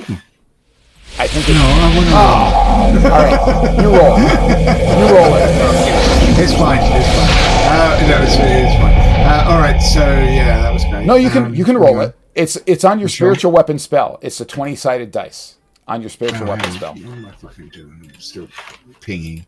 There you go. If I take him off and There you go. do this, And now you go roll, here, and where is it? Oh, there it is. Because it uses your spell attack, so you have a higher attack with it. Okay, cool. Spiritual weapon self. No, we don't want to do that. So You hit him.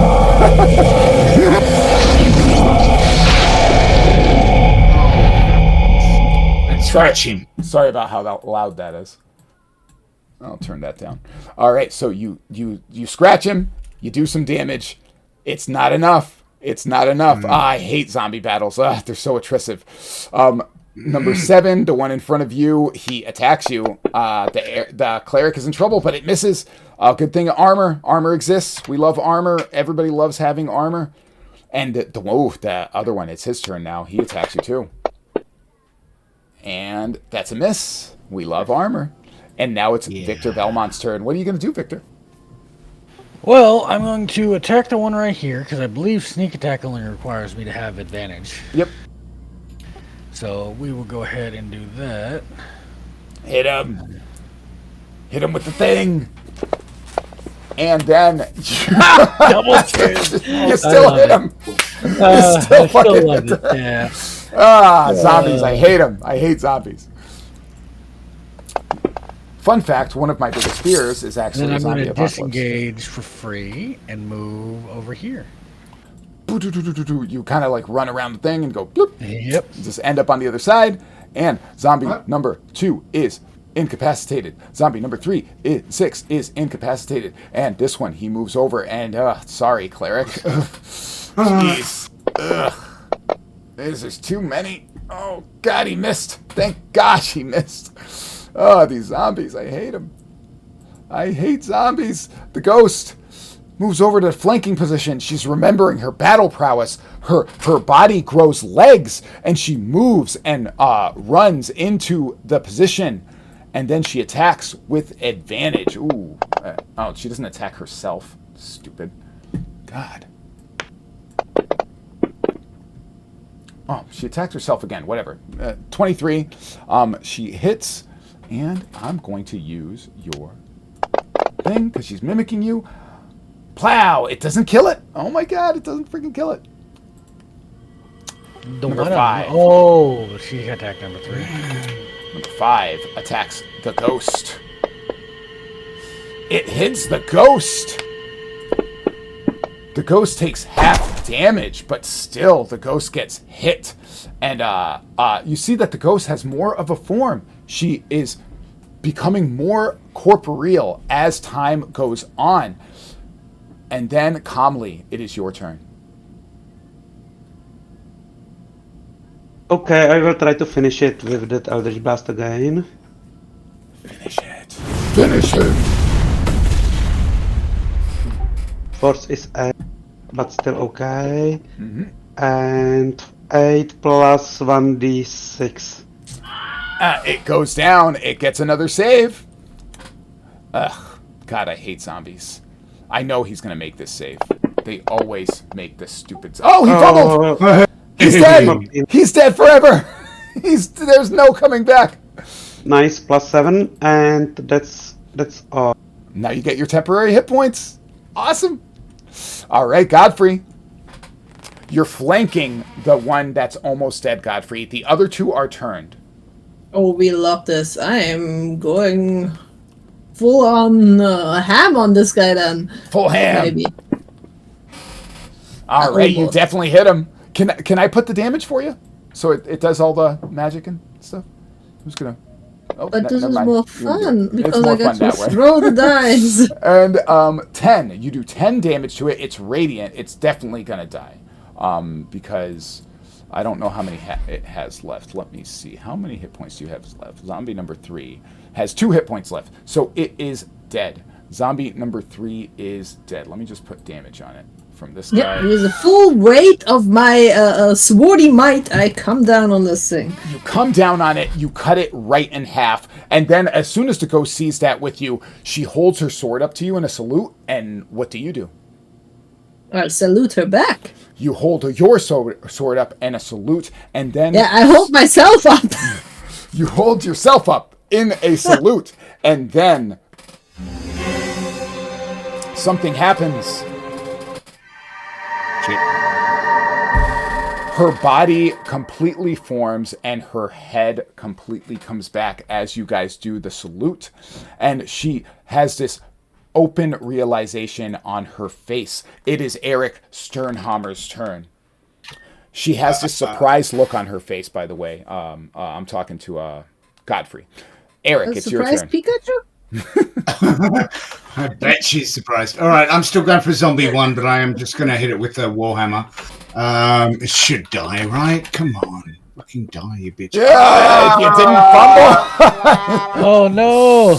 Oh, where's my freaking fumble, the critical fumble table? Damn it. I don't know. I probably didn't turn it on or something. I don't know.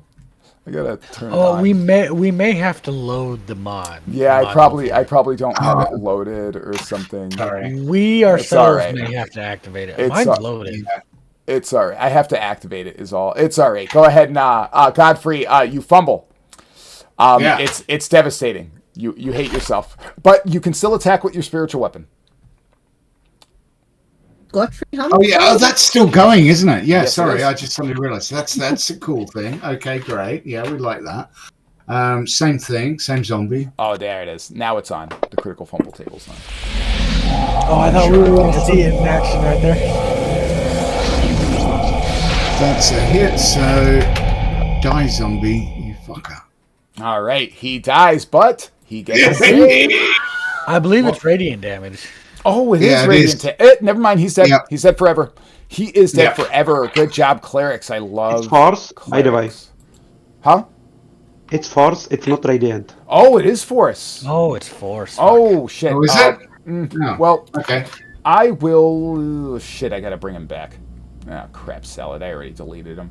All part of my plan. Let's just put this guy here, and I will put another zombie out. Well, roll his constitution. Oh yeah, he might fail. Yeah, you're right. Let me roll Constitution. He might fail. He does not. So I got to bring a zombie back. Damn it! Damn it! Damn it! I hate making mistakes. I should have questioned it. Thank you for reminding me of the rules.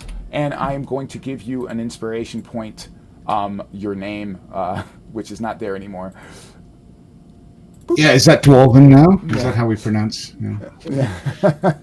Brrr, that's his name now. Sorry, that's my push to talk button. It's just static.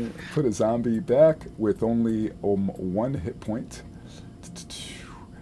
That's zombie number 8 now. Let me put him back with 1 hit point. Zombie number 8. He's only got 1 hit point.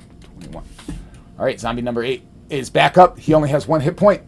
And now, after Eric, it is zombie number 7, who is in front of Eric, who is... Oof, Eric's in trouble.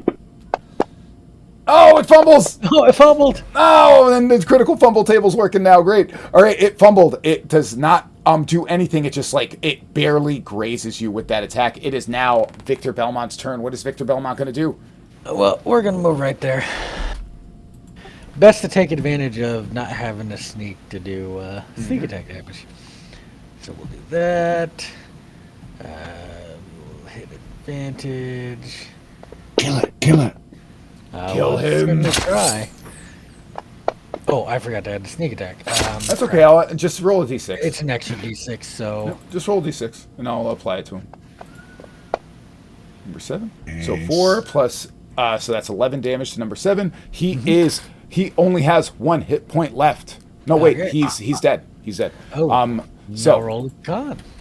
So now I have to roll a con save for him.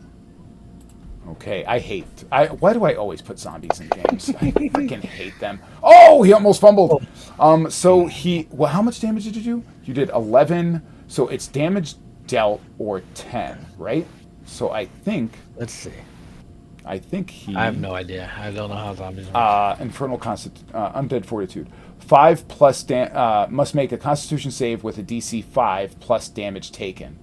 So it'd be it'd be a DC 12 then. 5 plus damage taken. You did 11 damage to him. Oh, I did. So it'd be DC 16. Yeah, he's dead. He's dead forever. Oh, okay, cool. And then I was reading that wrong. The other ones should have died too. Actually, the one that cool.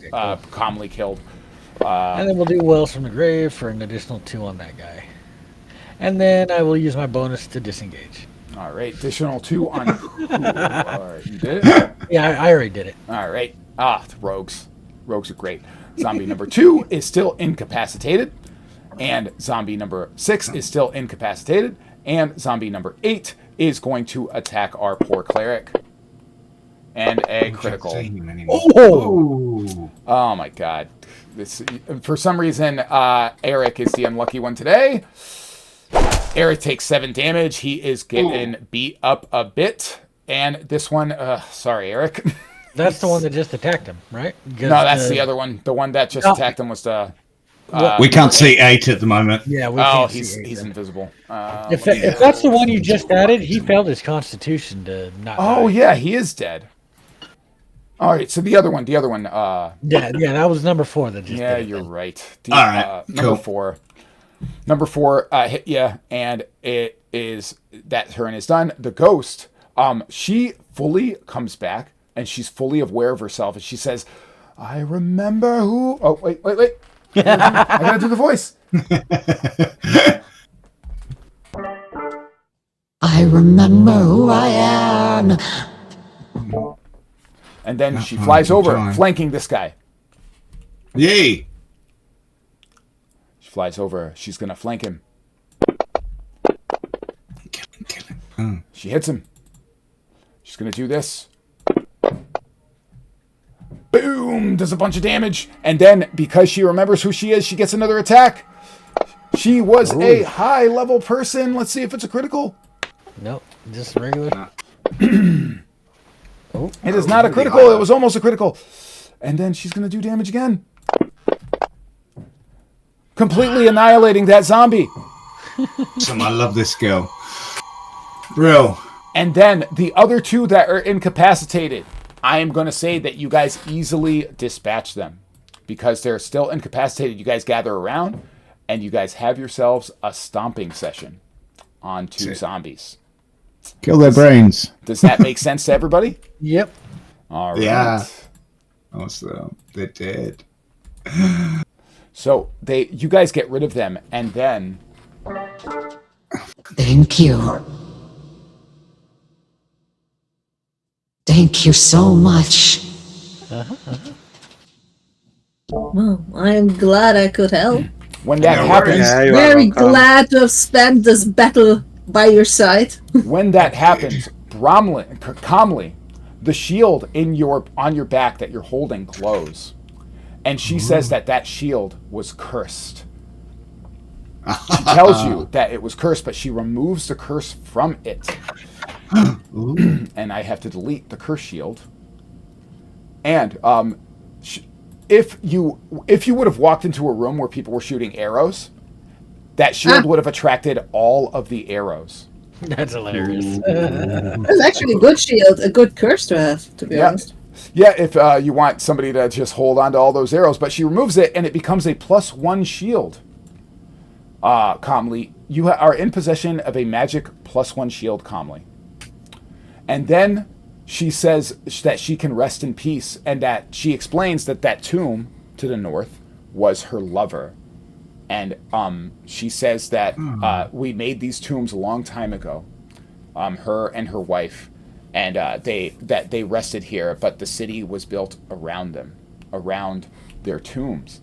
And they could not rest because something happened that separated their spirits, and now she is going to the place where her lover's spirit is, and she has the four of you to thank. Upon hearing this, you guys see her wash over you with this magical power. And all of you, for the rest of the day, have the bless spell casted upon you. So I'm going to apply that. It's going to look like Godfrey's casting it on you, because technically it is because of Godfrey that this is happening. So you guys have the bless spell for the rest of the day. Pretty much for the rest of this dungeon, you guys have the bless spell active. And then she fades. Bye. Says goodbye. Bye. Have a great life. Goodbye. Thank you. I'm gonna have a good afterlife.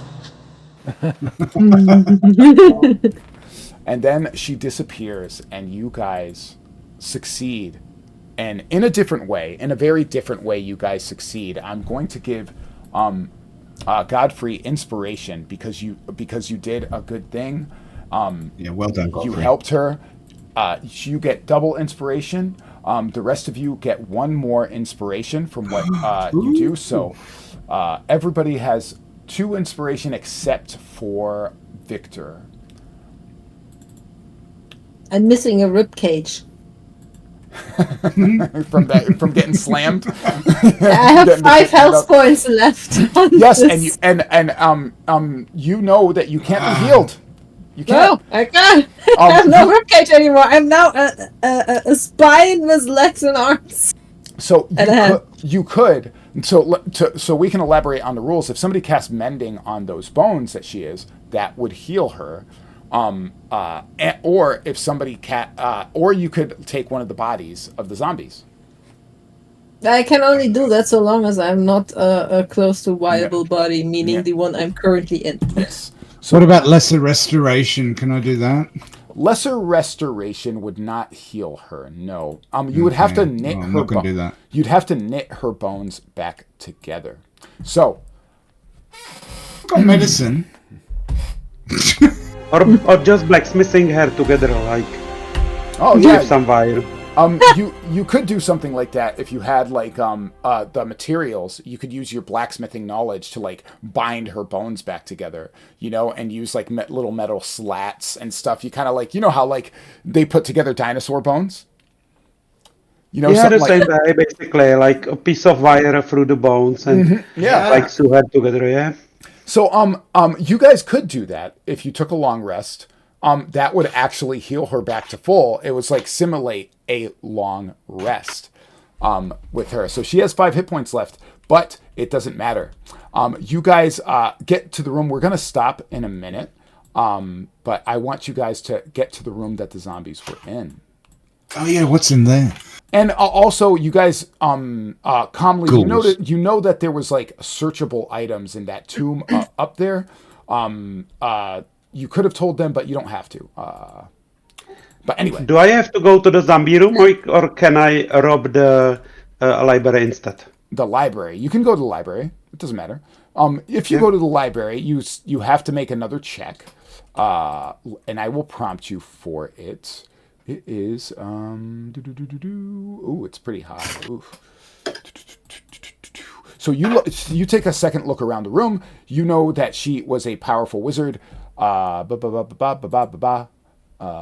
It's an intelligence check. It's an intelligence skill. I'm fumbling here. I'm fumbling all my things. Investigation is the same one. There we go.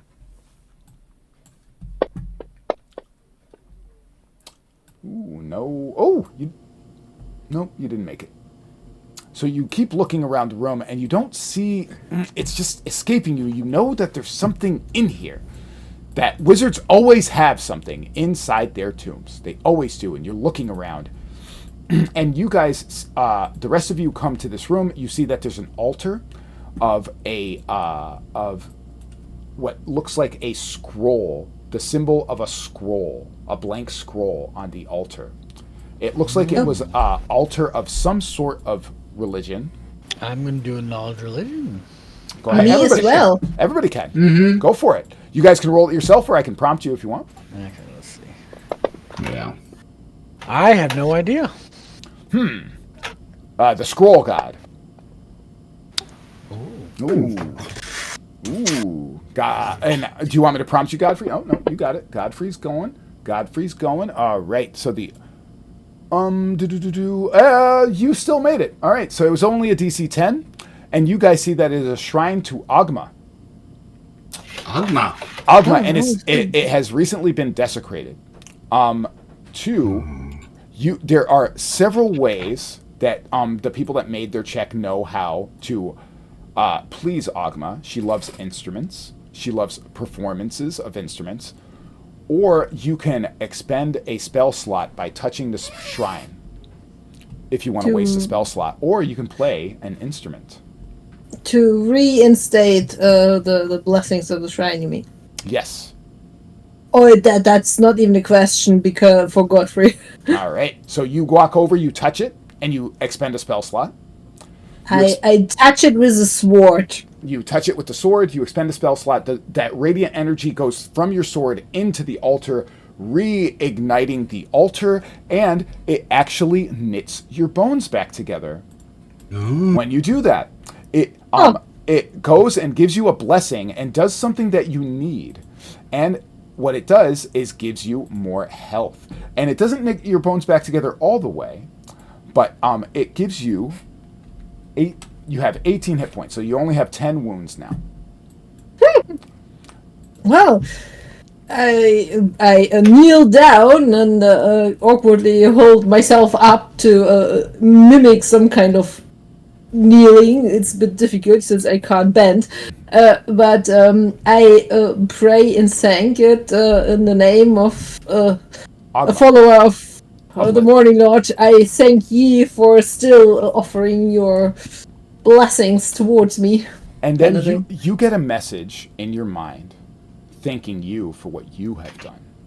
And it doesn't come exactly from the god. It comes from the altar. Almost like the altar was a living thing that was hurting, and you healed it. And now this room radiates with radiant energy, and this room is now a protected room. Ooh. Cool.